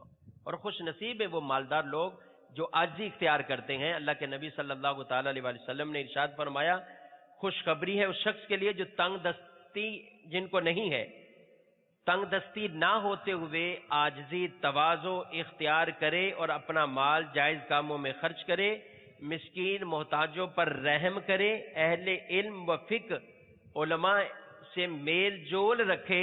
فرمایا ایسے مالدار آدمی کے لیے خوشخبریاں ہیں اس مالدار کے لیے. تو یہ باتیں جو ہے وہ مالدار بھی اپنے اندر اگر عز پیدا کرے گا تو بہت سی چیزیں اس کو حاصل ہیں. اور بھی کئی چیزیں. اب اگر نمبر جو ہے وہ 4 میں نے آپ کو حسب نسب، آدمی اعلیٰ خاندان کی وجہ سے یہ شہرت جو ہے وہ پاتا ہے اور یہ فخر تکبر میں پڑ جاتا ہے، دوسروں کو حقیر جانتا ہے. تو اس کو اس چیز پہ غور کرنا چاہیے کہ اللہ کے نزدیک کیا ہے. ان اکرمکم عند اللہ اتقاکم، اللہ کے نزدیک تو بزرگ وہ ہیں، عزت والے وہ ہیں جو متقی زیادہ ہے. اعلیٰ نسب ہے لیکن متقی نہیں ہے، اس کے اندر فسق ہے، فجور ہے، تو پھر اس کے لیے جو ہے وہ تباہ کاریاں ہی تباہ کاریاں. حسن جمال کی وجہ سے، خوبصورتی کی وجہ سے، طاقت کی وجہ سے، قوت کی وجہ سے آدمی کے اندر تکبر پیدا ہو جاتا ہے. لیکن اس میں اگر اس کا علاج کیسے ہوگا اس بیماری کا، کہ یہ خود پہلے اولن ایسے لوگوں کو دیکھے، حسن جمال والا، طاقت والا. یہ پہلی بات تو یہ ہے کہ یہ اس کو جو نعمت ملی ہے اس کو جانے کہ یہ میرا کمال نہیں ہے، اللہ نے مجھے عطا فرمائے، میرا کمال نہیں ہے. کیا ہم اپنے چاہنے سے حسن جمال کے اندر ہوئے؟ یہ اللہ کی نعمت تھی، اللہ نے عطا فرمایا. ہر آدمی اس کو اللہ کا ہی کمال، کیونکہ یہ عجب ہے. عجب خود پسندی. خود پسندی کا معنی یہی ہے کہ کسی بھی کمال کو، ذہانت کو، کامیابی کو، کسی بہتری کو یہ سمجھ لینا کہ یہ میرا کمال ہے. اللہ کی طرف سے جو ہے من جانب اللہ ہونے میں اس کو نہ قرار دے، بلکہ یہ قرار دے کہ یہ میری محنت، میری مشقت، میری جو ہے وہ شب و روز کی کاوشوں کا یہ ثمرہ ہے. تو یہی تو عجب ہے، اور عجب خود پسندی میں پڑ جانا یہ خود گناہ ہے، بیماری ہے. اعلی حضرت علیہ رحمہ فرماتے ہیں کہ عجب کا بھی علم سیکھنا یہ آدمی پر لازم ہے، یعنی خود پسندی میں آدمی نہ پڑ جائے. تو ان چیزوں کو اللہ کی طرف نسبت کرے. مال ملا ہے، اللہ کی عطا ہے. محنت اس آدمی کی شامل ہے لیکن اللہ کی عطا ہے، اللہ کی طرف سے یہ حاصل ہوا ہے. کمال اللہ کا ہے جو عطا اس کو فرمایا. مال ہو، خوبصورتی ہو، حسن ہو، جمال ہو، کامیابی ہو. کامیابیوں کی وجہ سے کہ آدمی کہے کہ میں جس چیز میں ہاتھ ڈالتا ہوں کامیاب ہو جاتا ہوں، جس چیز میں کرتا ہوں کامیاب ہوتے ہیں. فلاں آدمی، اس کو تو پتہ ہی نہیں کسی چیز کا، نہ اس کے بعد ایسا دماغ ہے، نہ ذہن ہے، حقیر جانتا ہے، دوسروں کو حقیر اور خود اچھا، اعلیٰ، برتر. تو یہ بھی ایک جو ہے وہ باطنی گناہ یعنی تکبر کی گناہ میں پڑا ہوتا ہے. ایسے لوگوں کو یہ سوچیں کہ یہ جو خوبصورتی ہے، معاشرے میں کچھ لوگ دیکھیں ایسے کہ جو بڑے اچھے طاقتور تھے، خوبصورت تھے، لیکن کوئی ایسا حادثہ پیش آیا، سب خوبصورتی چلی گئی ان کی، سب حسن چلا گیا. ایکسیڈنٹ ہوا، ٹانگیں ٹوٹ گئی، طاقت جو ہے وہ ساری ختم. اور طرح طرح کے جو ہے وہ ہم یہ دیکھ سکتے ہیں اگر کسی کو ان اسباب کی وجہ سے تکبر اور فخر جو ہے وہ آتا ہے. ایسے لوگوں کو چاہیے کہ وہ کسی ایسے ہاسپٹل کا دورہ کر لیں، دیکھ لیں، جا کر وہاں مریضوں کو دیکھ لیں، بالخصوص جو ہڈی کے ہاسپٹل ہوتے ہیں، تو ان کو اپنی طاقتوں کا خود جو ہے وہ اندازہ ہو جائے گا کہ کیسے کیسے جوان آج محتاج ہو کے پڑے ہوئے ہیں، کیسے کیسے جوان ہیں. تو پھر دل کے اندر اللہ کی یہ نعمت کا احساس ہوگا اور تکبر کی جو ہے اس لعنت سے آدمی جو ہے وہ بچنے میں کامیاب ہو جائے. تو اس لیے یہ جو اسباب ذکر کیے ان پہ غور کریں. ان اسباب کی وجہ سے اگر کسی میں یہ برائیاں پائی جاتی تو ان کو غور کرے، اللہ کی بارگاہ میں دعا کرتا رہے. تکبر کو نکالنے کا ایک طریقہ یہ بھی ہے کہ اپنے عیوب پر نظر رکھے، اپنے عیبوں پر نظر رکھے، اپنے عیوب پر، اپنی بداعمالیوں پر، ان پر جو ہے وہ نظر رکھتا رہے. تو پھر امید ہے کہ دوسروں کو ہم حقیر نہیں جانیں گے. یہ چند باتیں جو تکبر کیا چیز ہے، تکبر کے کیا اسباب ہوتے ہیں اور اس کا کیا علاج ہے، ان کو ہم نے سنا. اللہ کریم ہم سب کو تکبر سے بچنے کی توفیق عطا فرمائے. ہمیں تکبر سے بچ کر عاجزی، انکساری کی اللہ تبارک و تعالی دولت عطا فرمائے. آمین بجاہ النبی آمین. دوسرے آج کا ہی ہمارا موضوع تھا، چند باتیں اس کے بارے میں بھی عرض کروں گا. اس کا بھی تعلق باطنی امراض میں سے ہے اور وہ ہے بدگمانی. بدگمانی قرآن مجید فرقان حمید میں اللہ تبارک و تعالی کا یہ ارشاد ہے، فرمان ہے، ان السمع والبصر والفؤاد کل اولئک کان عنہ مسئولا. بے شک کان سے آنکھ سے اور دل سے پوچھا جائے گا، سوال ہوگا ان چیزوں کے بارے میں۔ دل میں پیدا ہونے والے خیالات، تصورات، اب یہ دونوں طرح ہو سکتے ہیں، اچھے بھی ہو سکتے ہیں، برے بھی ہو سکتے ہیں۔ ہم اچھے خیالات بھی سوچ سکتے ہیں، برے خیالات بھی سوچ سکتے ہیں۔ قصدن برے خیالات لانا یہ برا اور گناہ کا کام ہے۔ قصدن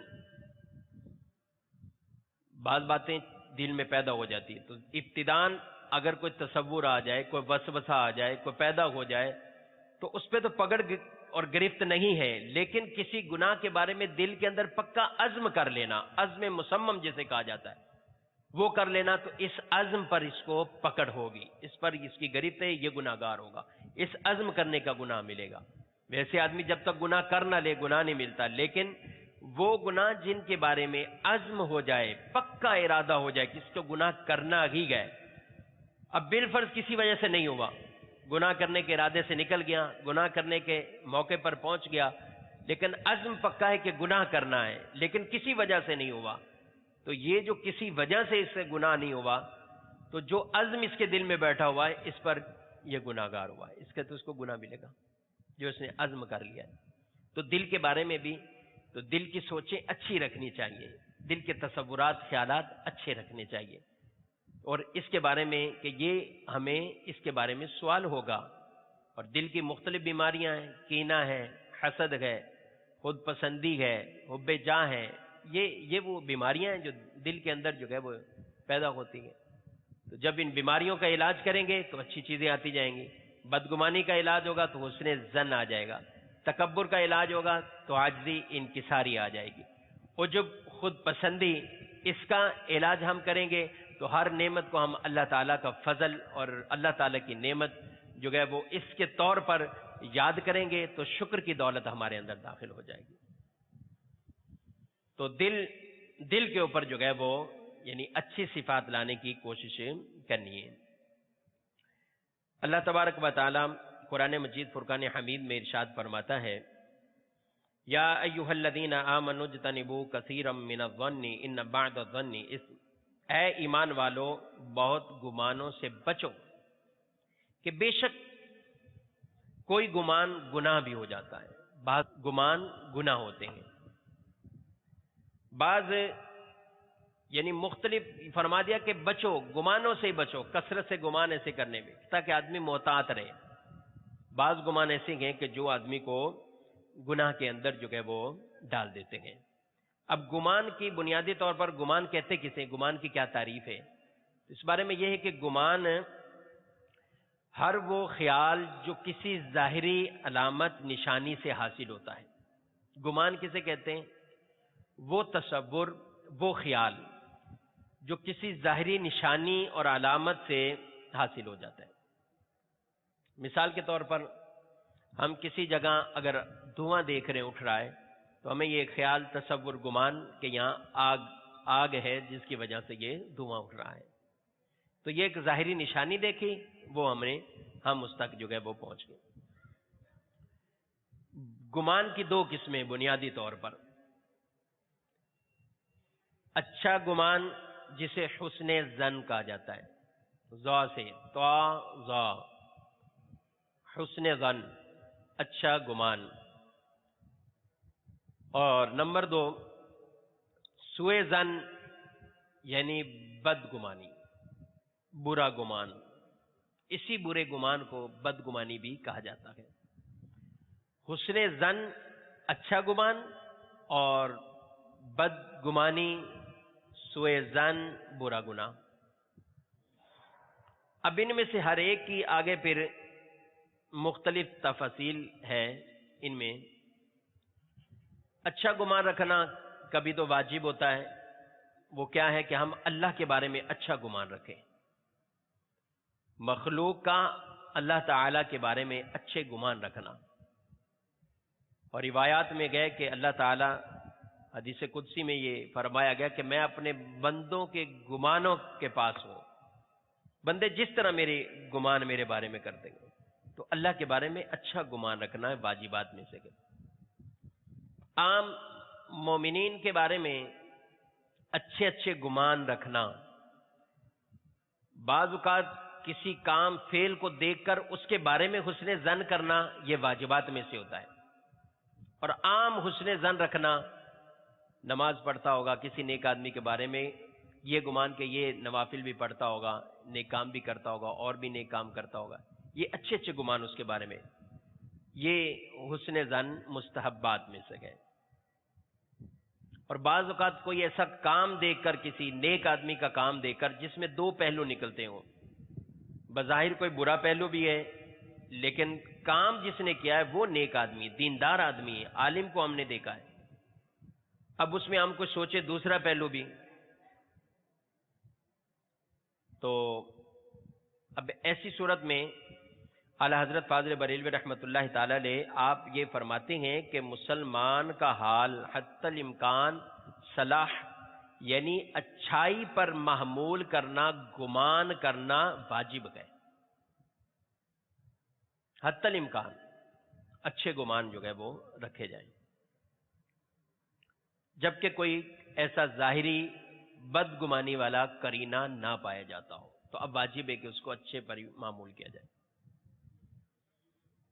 بدگمانی اس کی بھی دو طرح کی صورتیں ہیں، بعض اوقات جوازی صورتیں بھی ہیں اور بعض اس کی ناجائز والی صورتیں بھی ہیں. جوازی صورت کسی یعنی پہلی صورت بدگمانی کے لیے کسی کے بارے میں سے گمان کرتا ہے، فاسق معلن اعلانیہ گناہ کرنے والا، اس کے ساتھ ایسے گمان کرنا جیسے وہ کام کرتا رہتا ہے جو اس سے ظاہر ہوتے رہتے ہیں، ایسی بدگمانی اس کے بارے میں کہ جیسے وہ کام کرتا رہتا ہے، اعلانیہ گناہ کرتا ہے. ڈاکو ہے، ڈاکے ڈالتا ہے، مال جو ہے وہ لوٹتا ہے، اور طرح طرح کے اعلانیہ گناہوں کے اندر جو ہے وہ پڑا ہوا ہے. تو اس سے یہ گمان کرنا کہ یہ کام کرتا ہے، یہ کام کیا ہوگا، تو یہ چونکہ اس کے اعمال سے ہی ظاہر ہے، اس کے فسق سے ہی، یعنی وہ اپنے فسق میں ہی مشہور ہے اس کام کے اندر، تو اس کے اوپر جو ہے وہ کوئی حکم نہیں ہے. صدر الشریعہ مفتی امجد علی اعظمی علیہ رحمہ نے فتاوی امجدیہ میں ایک جگہ آپ نے نقل فرمایا کہ بے شک مسلمان پر بدگمانی حرام ہے مگر جب کہ کسی کرینے سے اس کا ایسا ہونا ثابت ہوتا ہو تو اب حرام نہیں. فرمایا کیسے؟ مثال کے طور پہ کسی کو شراب خانے میں آتے جاتے دیکھا، اب اسے آتے جاتے یہ معاملات اس کے مشغلے جو گئے وہ چل رہے ہیں، تو اب اس سے کہ یہ گمان پیدا ہو گیا کہ یہ شراب جو ہے وہ خور ہے، اگرچہ شراب پیتے ہوئے اس کو نہیں دیکھا لیکن یہ گمان پیدا ہو گیا، تو اس میں اس کا کوئی قصور نہیں ہے جس کا گمان پیدا ہوا. یہ تو اس پہ لازم ہے کہ اگر وہ شراب نہیں پیتا تو وہ ایسی جگہ پہ اپنے آپ کو پیش کیوں کیا ہوا ہے کہ لوگ اس کے بارے میں بدگمانیاں کر لیں. اسی طرح اور اعلی حاصل قیاس کئی ایسے گناہ جو گئے وہ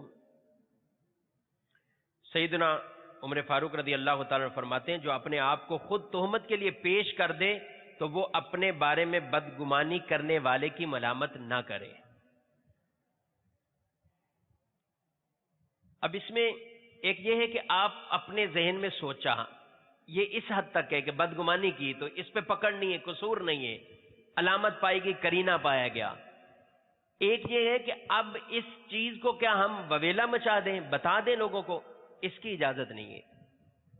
دل میں جو خیال آیا اس پہ پکڑ نہیں ہے، یہ بدگمانی ہوئی اس پہ پکڑ نہیں ہے جب یہ کرینہ پایا گیا، لیکن اس کا مطلب یہ نہیں ہے کہ ہم اس کا شور مچا دیں، ہم لوگوں کو اس کا بتائیں، طرح طرح کی جو ہے وہ عیوب لوگوں کو ہم بتانے کے اندر پڑ جائیں، تو یہ نہیں ہے،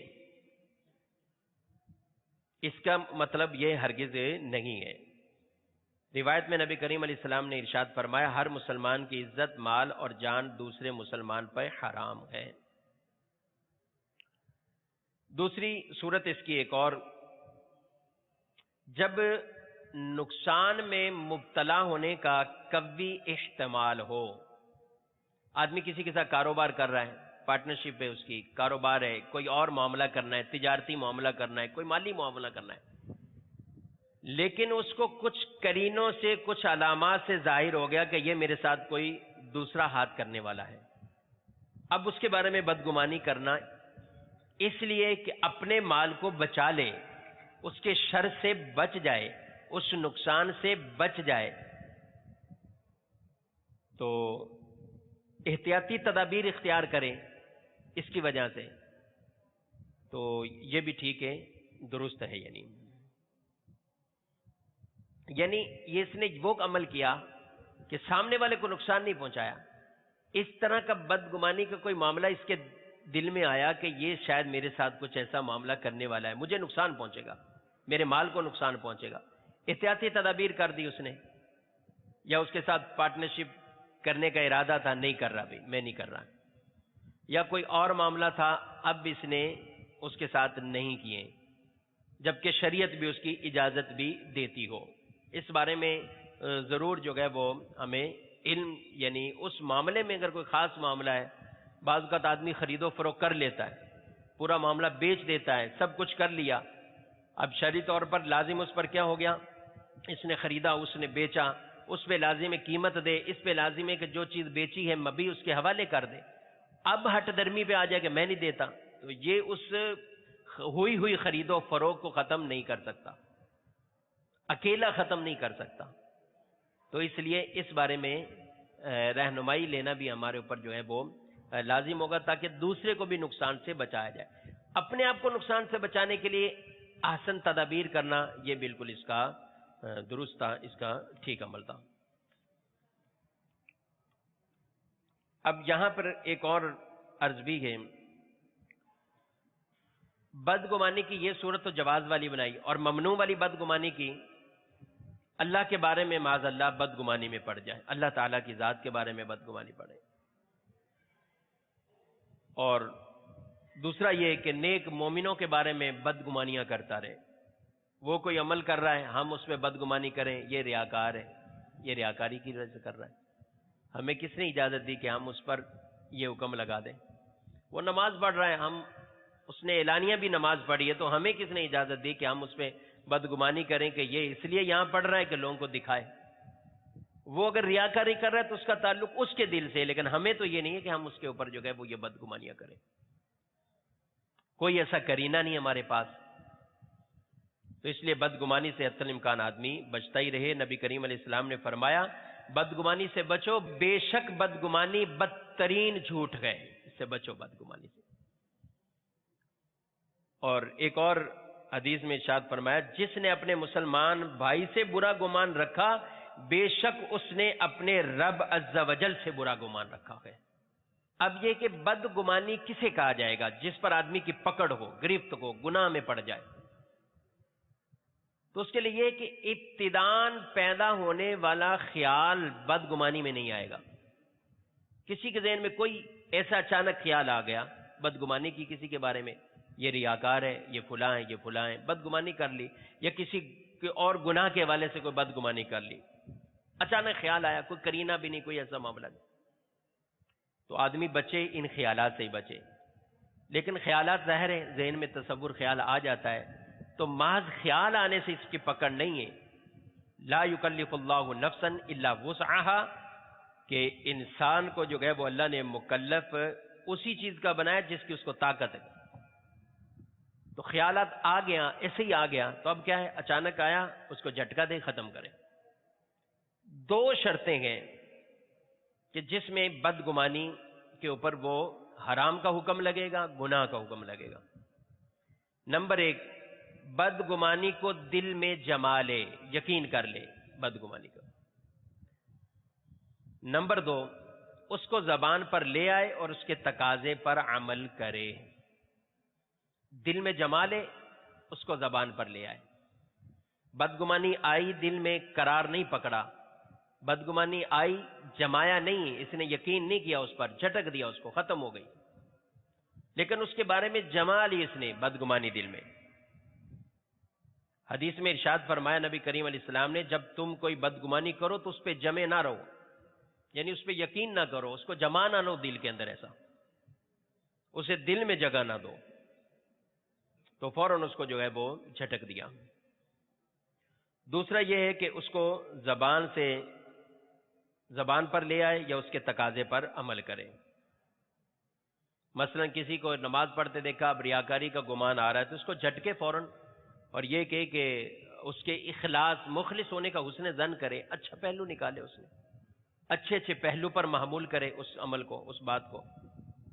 لیکن اس نے کیا برعکس کام کیا، نہ جھٹکا، دل میں جمایا ہے، اور دل میں جما کر اس کو جو ہے وہ زبان پر بھی لے کے آ گیا۔ بعض تان و تشنی کرتے ہیں ایک دوسرے کے ساتھ، تو ریاکار ہو، تم تو دکھاوے کے لیے کر رہے ہو، صدقہ دکھاوے کے لیے کرنا تھا، صدقہ تو ایسے کرنا ہے کہ ایک ہاتھ سے کرو دوسرے ہاتھ کو پتہ نہ چلے، تم نے تو دکھا کے کر دیا ہے، دکھاوا کیا ہے۔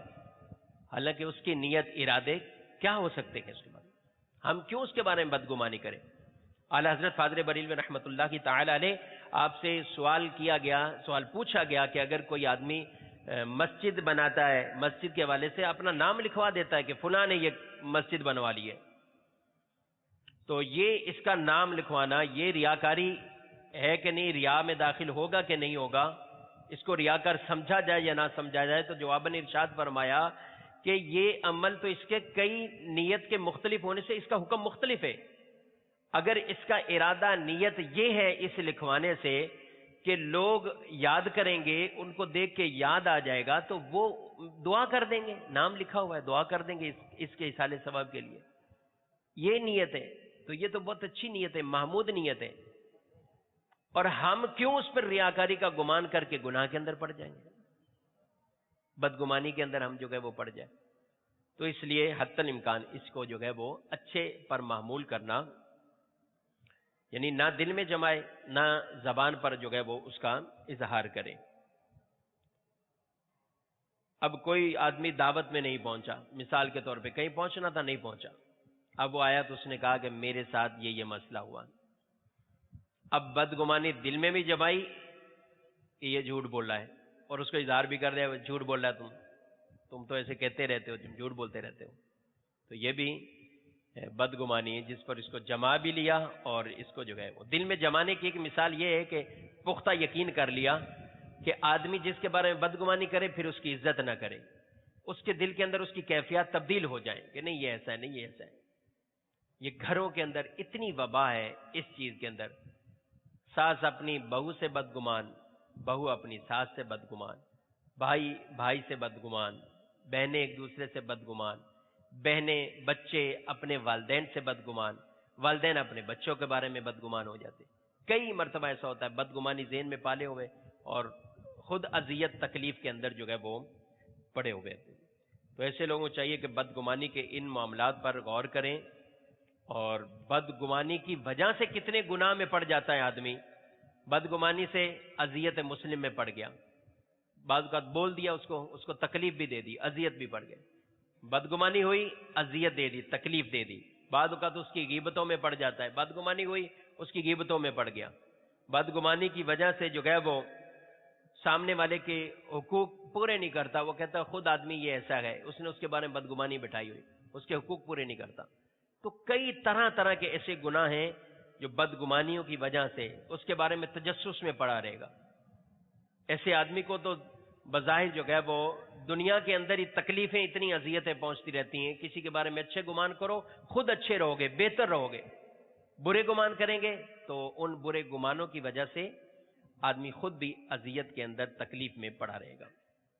بدگمانی کے کئی علاج ہیں، جہاں اس میں بیماری آئے پھر اس کے ساتھ ساتھ اس کے علاج کے اوپر غور کرتا رہے، تاکہ بدگمانی کے علاج کر کے یہ ان بدگمانیوں سے بچا رہے۔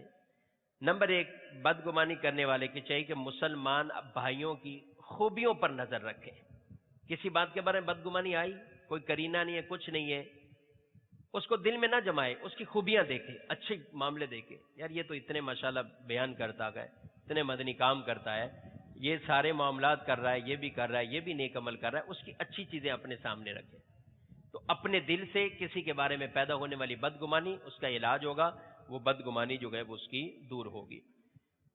دوسری یہ ہے کہ اپنی اصلاح کی کوشش کرے، خود عمل میں کمزور ہے جس کی وجہ سے بدگمانیاں دوسروں پہ اس کی آ رہی ہیں، اپنے عمل اور اصلاح کی کوشش کرے۔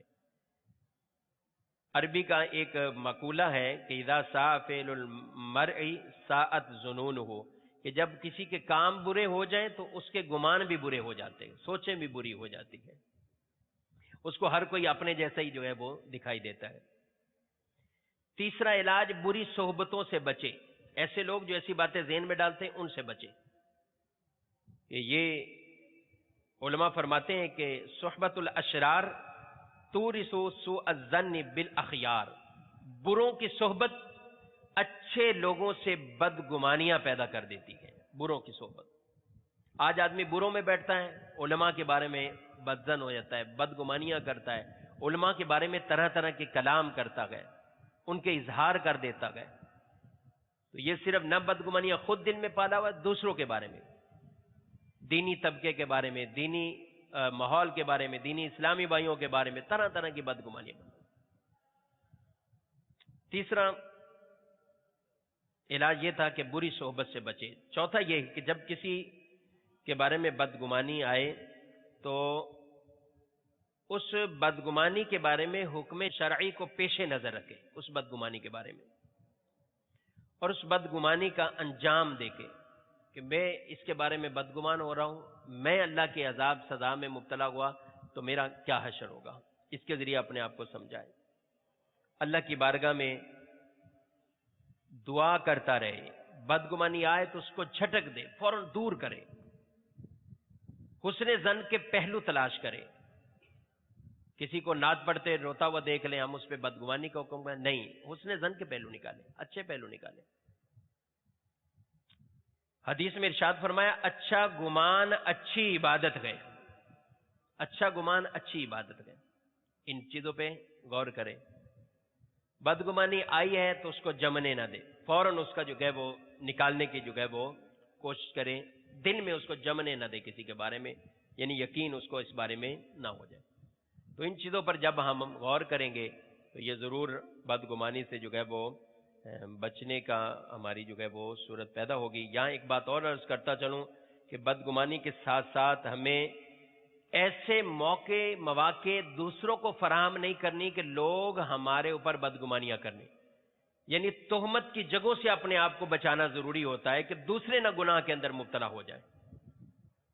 ایک مثال کے طور پر میں آپ کو ایک مثال عرض کرتا ہوں۔ نبی کریم علیہ السلام ایک مرتبہ اپنی ازواج میں سے حضرت صفیہ رضی اللہ تعالیٰ عنہا، آپ جو گئے وہ حضور علیہ السلام ان کے ساتھ تھوڑا سا چلے، آپ اعتکاف میں تھے اور ان کو ان کے حجرے کے قریب چھوڑنے کے لیے آپ چلے، تو اتنے میں دو آدمیوں نے دیکھ لیا، مسلم شریف کی حدیث ہے، وہ بہت جلدی انہوں نے کی، آگے بڑھے۔ نبی کریم علیہ الصلوۃ والسلام نے ان دونوں کو بلایا اور فرمایا کہ یہ صفیہ بنت حوی ہے، یعنی میری زوجہ ہیں، اہلیہ ہیں۔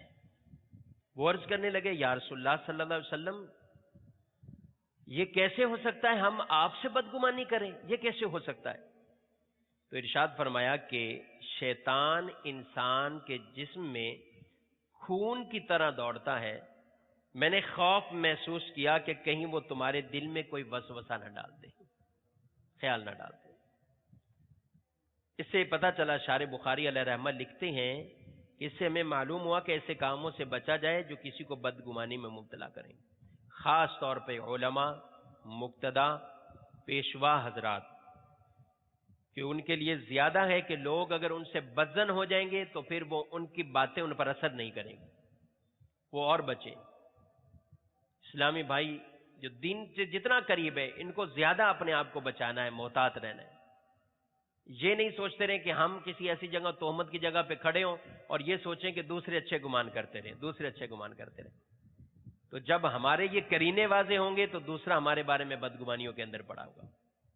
تو اس لیے ان چیزوں پر اپنے آپ کو، بدگمانی سے بچانا، اپنے آپ کو یہ ان کاموں سے بچانا بھی لازم ہے، اور یہ بھی واجب ہے کہ دوسرے پر کوئی کام ہمیں نظر آئے تو اس کو اچھے انداز پر محمول کرنا، یہ بھی ہم پر واجب ہے۔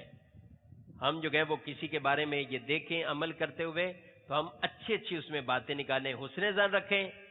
کام کرنے والے کے لیے یہ ہے کہ وہ بدگمانیوں سے اپنے آپ کو ایسے کاموں پر پیش نہ کریں کہ لوگ ان کے بارے میں بدگمان ہوں۔ اللہ کریم رب العزت جل وعلا ہم سب کو سارے باطنی گناہوں سے بچنے کی توفیق عطا فرمائے، اور قلبی دلی اچھی صفات وہ ہمیں اپنانے کی، دل میں بٹھانے اور جمانے کی اللہ کریم رب العزت ہمیں ان کی توفیق عطا فرمائے۔ آج یہ فرض علوم کے آخری بیان کا سلسلہ تھا۔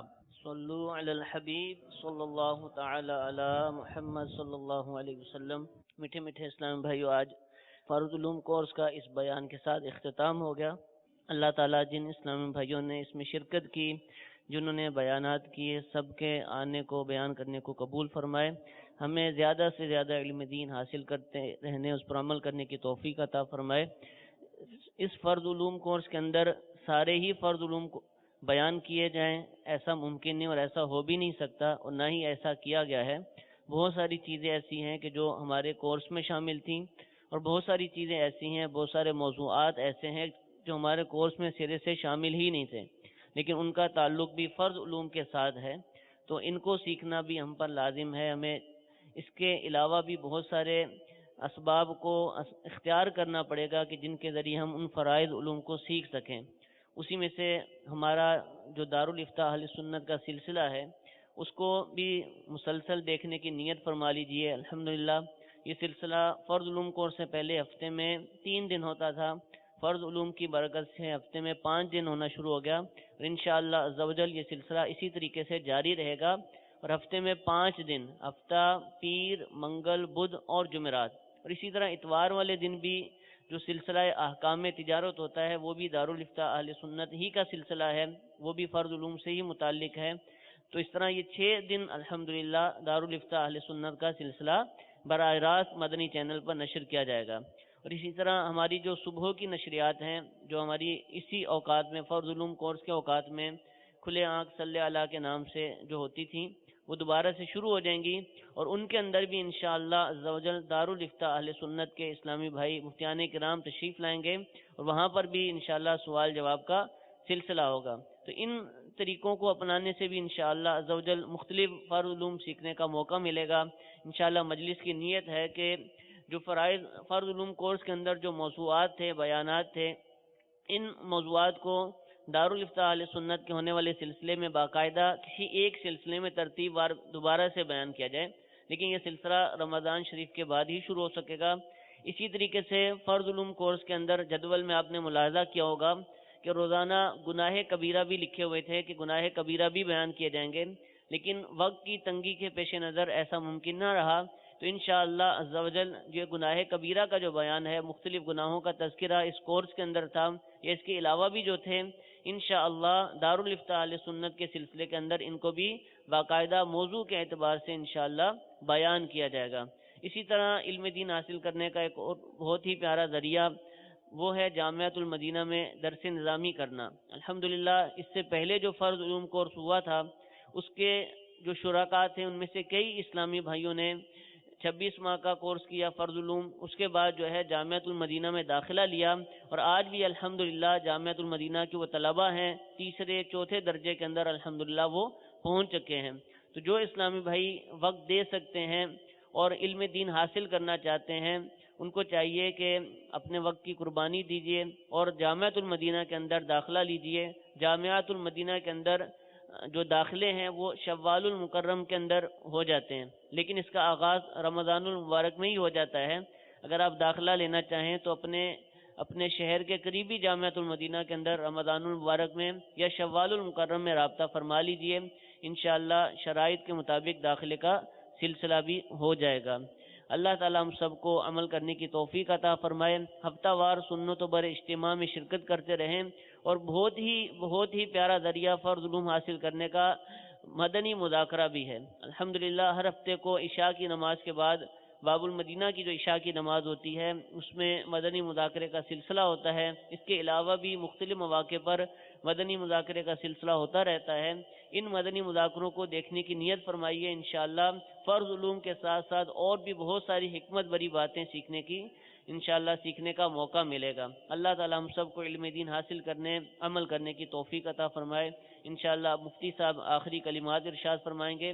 اور اس کے بعد دعا کا سلسلہ ہوگا۔ صلو علی الحبیب صلی اللہ تعالی علی محمد صلی اللہ علیہ وسلم۔ علم کے بارے میں نے پہلے بھی عرض کیا کہ فرض علوم کورس الحمدللہ اپنے اختتام کو پہنچا، بکثرت اسلامی بھائی یہاں بھی حاضری دیتے رہے، مدنی چینل کے ذریعے ناظرین اپنے گھروں پر ہی بیٹھ کر اس سے مستفید ہوتے رہے اور کافی چیزیں سیکھنے میں کامیابیاں بھی حاصل ہوئیں۔ لیکن یہ ایک کورس تھا اور اس میں یوں سمجھیں کہ مختلف ابواب، مختلف اسباق یہ بیان کیے گئے ایک علم سے آگاہی کے لیے۔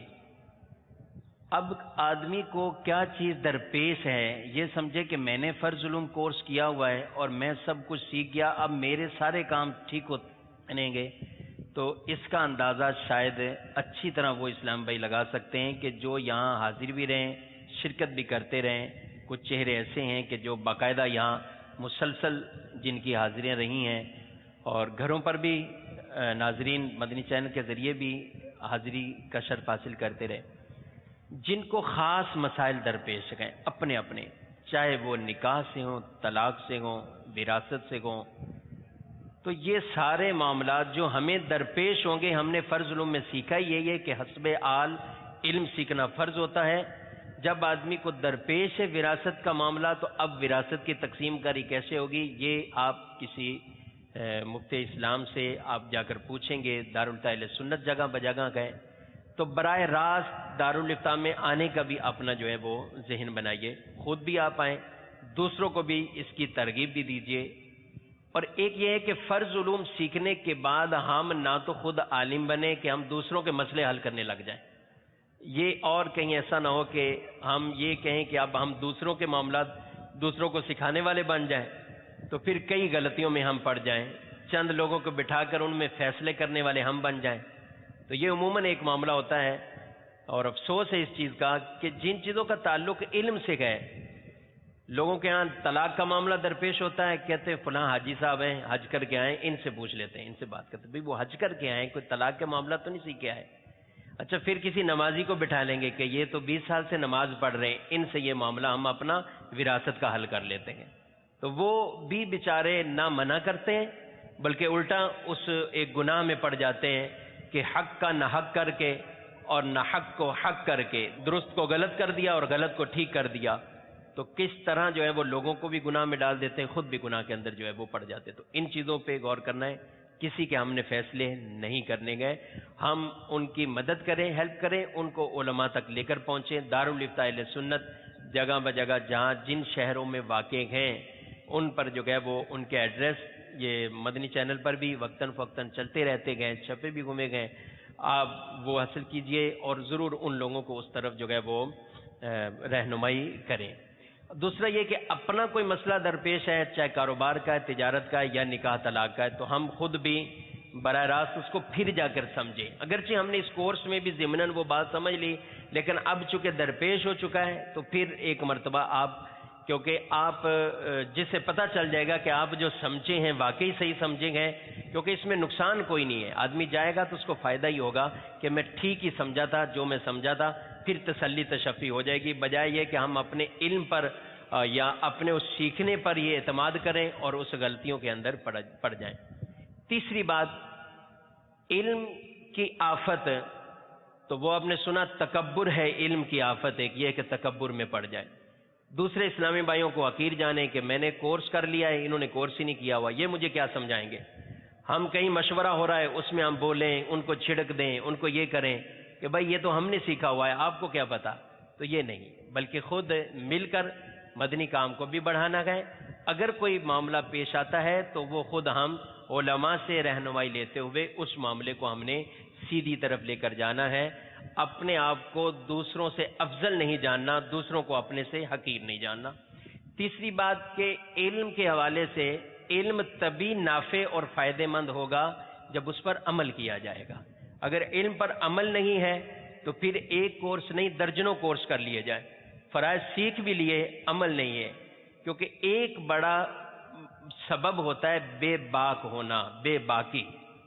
اگر خدا نخواستہ کسی میں بے باکی آ جائے تو پھر بڑی بڑی چیزیں جو ہے وہ پیچھے رہ جاتی. اس میں بے باکی دلیری آ جانا، گناہوں کے حوالے سے بے باک ہو جانا، شریعت کے احکام پر عمل کرنے کی بجائے بے باکی اور دلیری اس کے اندر آ جائے تو پھر علم، کیا لوگوں کو علم نہیں ہے کہ 5 وقت کی نماز پڑھنی چاہیے؟ علم تو ہے نا، سب کو یہ علم ہے. اتنا فرض علم تو سارے سیکھے ہوئے ہیں، بچے کو پتا ہے کہ دن میں 5 وقت کی نماز پڑھنی ہے. لیکن کیا ہے، مسلسل جو ہے وہ نافرمانیوں میں پڑے ہوئے گئے اور بکثرت لوگ اس پر عمل نہیں کرتے، نمازیں ترک کرتے رہتے. تو علم کا آ جانا اچھی بات ہے، لیکن اصل یہ ہے کہ علم کے ساتھ اس کے تقاضوں پر، اس کی شریعت کے احکام پر ہمیں عمل کرنا گئے، تبھی اس کا فائدہ ہوگا. قیامت کے دن سوالوں میں سے ایک سوال یہ بھی گئے، اپنے علم پر کہاں تک عمل کیا ہے. اس لیے اللہ سے دعا بھی کرتے رہیں اور کوشش بھی کہتے رہیں، جیسا بھی ذکر کیا کہ پورا علم تو جو ہے وہ کوئی بھی دعویٰ نہیں کر سکتا کہ میں نے سیکھ لیا، میں نے سکھا لیا. بڑے سے بڑے عالم بھی یہ دعویٰ نہیں کر سکتے کہ ہم نے بھی پورے دینی معاملات کا احاطہ کر لیا، حدیثوں کا احاطہ کر لیا، پورے جو ہے وہ قرآن کے علوم کا احاطہ کر لیا. ایسا نہیں ہوتا. لیکن وہ چیزیں جو ہم سے شریعت کو مطلوب ہیں، تقاضا ہے کہ کم از کم اتنا سیکھیں. اس کے لیے چونکہ مدارس میں بھی ان کا ایک اچھا خاصا معتدبہ علم سکھایا جاتا گیا اور ان کورسز کے ذریعے بھی یہ علم حاصل ہوتے ہیں. پچھلے ہمارے فرض علوم کورس کی بھی DVD میموری کارڈ کے ذریعے بھی میموری کارڈ بھی حاصل کیا جا سکتا ہے. اس میں بھی ایسی کئی چیزیں جو ہے وہ جن سے ہم بہت زیادہ علم سیکھنے میں جو ہے وہ کامیاب ہوں گے. ہم مشورتاً کوئی معاملہ آتا ہے کسی کو ہم مشورے بھی ضرور دیں. زکوٰۃ کا معاملہ ہے تو اس کو ہم کہیں کہ آپ ایک مرتبہ یہ زکوٰۃ کا بیان مکتبۃ المدینہ سے آپ لے لیں اور اس کو آپ سن لیجئے، اس کا فائدہ ایک جدا فائدہ ہوگا. بعض چیزیں سننے سے بہت اس کا ذہن جو ہے وہ بنے گا. اللہ کریم ہم سب کو اس پیارے مدنی ماحول میں استقامت عطا فرمائے اور ہمیں اس مدنی ماحول میں رہتے ہوئے زیادہ سے زیادہ علم دین سیکھنے کی توفیق عطا فرمائے. آمین بجاہ النبی الامین. بسم اللہ الرحمن الرحیم. یا اللہ یا رحمان یا رحیم یا کریم یا رب العالمین یا الہ العالمین یا ارحم الراحمین یا ارحم الراحمین یا ارحم الراحمین. یا اللہ اس فرض علوم کورس کو اپنی بارگاہ میں قبول و منظور فرما. یا اللہ یہاں پر آنا، نشستوں میں شرکت کرنا اپنی بارگاہ میں قبول و منظور فرما. الہ العالمین یا ارحم الراحمین، علم دین کے نور سے ہمارے سینوں کو روشن فرما دے، علم دین کے نور سے ہمارے سینوں کو منور فرما دے. علم دین زیادہ سے زیادہ سیکھ کر اس پر عمل کرنے کی توفیق عطا فرما دے.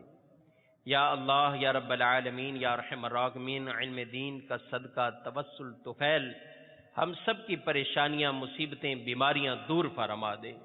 الہ العالمین یا ارحم الراحمین، ہم سب کی حتمی مغفرت فرما دے، ہمارے گناہوں کو معاف فرما دے، ہماری خطاؤں کو معاف فرما دے. یا اللہ ہماری خطاؤں کو اپنی عطاؤں میں تبدیل فرما، ہمارے دکھوں کو سکھوں میں تبدیل فرما، ہماری مشکلات کو آسانیوں میں تبدیل فرما.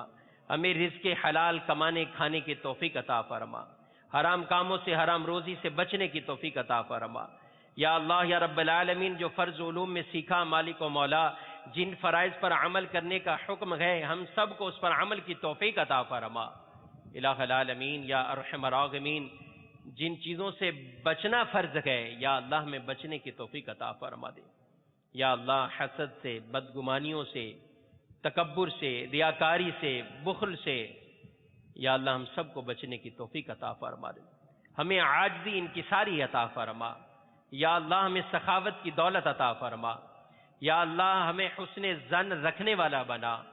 یا رب العالمین یا ارحم الراحمین، تیری رحمت کا سوال کرتے ہیں. یا اللہ ہم پر نظر رحمت فرما دے. یا اللہ ہم پر نظر رحمت فرما دے. ہمارے مریضوں کو شفا عطا فرما، بیماروں کو شفا عطا فرما. ان حاضرین میں سے جو بیمار ہیں یا اللہ ان پر اپنی نظر رحمت فرما دے. مدنی چینل کے ناظرین جگہ بجگہ جہاں اس دعا میں شریک ہیں یا اللہ یا رب العالمین سب پر اپنی رحمت کی نظر فرما دے. بیماریوں کو دور فرما دے، آفات سے، بلجات سے، جادو سے، ٹونے سے ہماری حفاظت فرما دے. دین و دنیا کی بھلائیاں عطا فرما، دین و دنیا کی برکتیں عطا فرما، دین و دنیا کی عزتیں عظمتیں عطا فرما۔ یا اللہ یا رب العالمین یا ارحم الراحمین، ہمیں اپنا شکر گزار بندہ بنا دے۔ یا اللہ شکر کی دولت عطا فرما دے، ناشکری سے ہمیں محفوظ فرما لے، کفران نعمت سے محفوظ فرما لے۔ یا اللہ تیری نعمتوں پر ہم تیرا شکر ادا کرتے ہیں مالک و مولا، ہمیں زوال نعمت سے محفوظ فرما لے۔ یا اللہ زوال نعمت سے محفوظ فرما لے۔ الہ العالمین یا ارحم الراحمین، پیارے مدنی ماحول کو ترقیاں عطا فرما دے۔ یا اللہ دعوت اسلامی کے میٹھے مدنی ماحول کو ترقیاں عطا فرما دے۔ یا اللہ ہمارے امیر اہل سنت کا سایہ تادیر ہمارے سروں پہ قائم دائم فرما دے، علماء مشائخ کا سایہ تادیر ہمارے سروں پہ قائم دائم فرما دے۔ یا اللہ یا رب العالمین، ہم سب کو اپنے پیر و مرشد سے ان کی تعلیمات کے مطابق ہمیں زندگی گزارنے کی توفیق عطا فرما دے، زیادہ سے زیادہ مدنی کام کرنے کی توفیق عطا فرما دے، مدنی قافلوں کے مسافر بن کر علم دین سیکھنے کی توفیق عطا فرما دے۔ یا اللہ ہمیں اپنے اعمال میں اخلاص کی دولت عطا فرما دے، ریاکاری سے ہمیں بچا لے، ریاکاری سے محفوظ فرما لے۔ یا اللہ ہمارے جتنے بھی علماء، مفتیان اکرام، مبلغین اس فرض علوم کورس میں بیانات کے ذریعے محنتیں کرتے رہے، کوششیں کرتے رہے، اس کو بہتر سے بہتر بنانے کے لیے سوچتے رہے، جو مشورے دیتے رہے، مالک و مولا سب کی کوششوں کاوشوں کو اپنی بارگاہ میں قبول و منظور فرما، ہمارے مدنی چینل کو ترقیاں عطا فرما دے، دشمنوں کی میلی نظروں سے محفوظ فرما لے۔ یا اللہ دشمنوں کی میلی نظروں سے محفوظ فرما لے، حاسدوں کے حسد سے محفوظ فرما لے۔ یا اللہ یا رب العالمین، شریعت و سنت پر چلنے کی توفیق عطا فرما، شریعت و سنت کے مطابق زندگی گزارنے کی توفیق عطا فرما، ہمیں بار بار حج کی سعادت عطا فرما اور بار بار میٹھا مدینہ دیکھنا نصیب فرما، مدینہ پاک کی بعد اب حاضری نصیب فرما۔ یا اللہ ان حاضرین یا ناظرین کے جو دلوں میں ہے وہ تیرے علم میں ہے، سب کی نیک حاجتیں نیک مرادیں پوری فرما دے۔ ان اللہ وملائکتہ یصلون علی النبی یا ایہا الذین آمنوا صلوا علیہ وسلموا تسلیما۔ اللهم صل على سيدنا محمد وعلى آله وصحبه وبارك وسلم صلاة وسلاما عليك يا سيدي يا رسول الله۔ سبحان ربك رب العزة عما يصفون وسلام على المرسلين والحمد لله رب العالمين۔ لا الہ الا اللہ محمد رسول اللہ صلی اللہ علیہ وسلم۔ گزارے کیسے زندگی، آؤ علماء سے پوچھ لیں، آئے جو مشکل پیش کوئی، آؤ علماء سے پوچھ لیں۔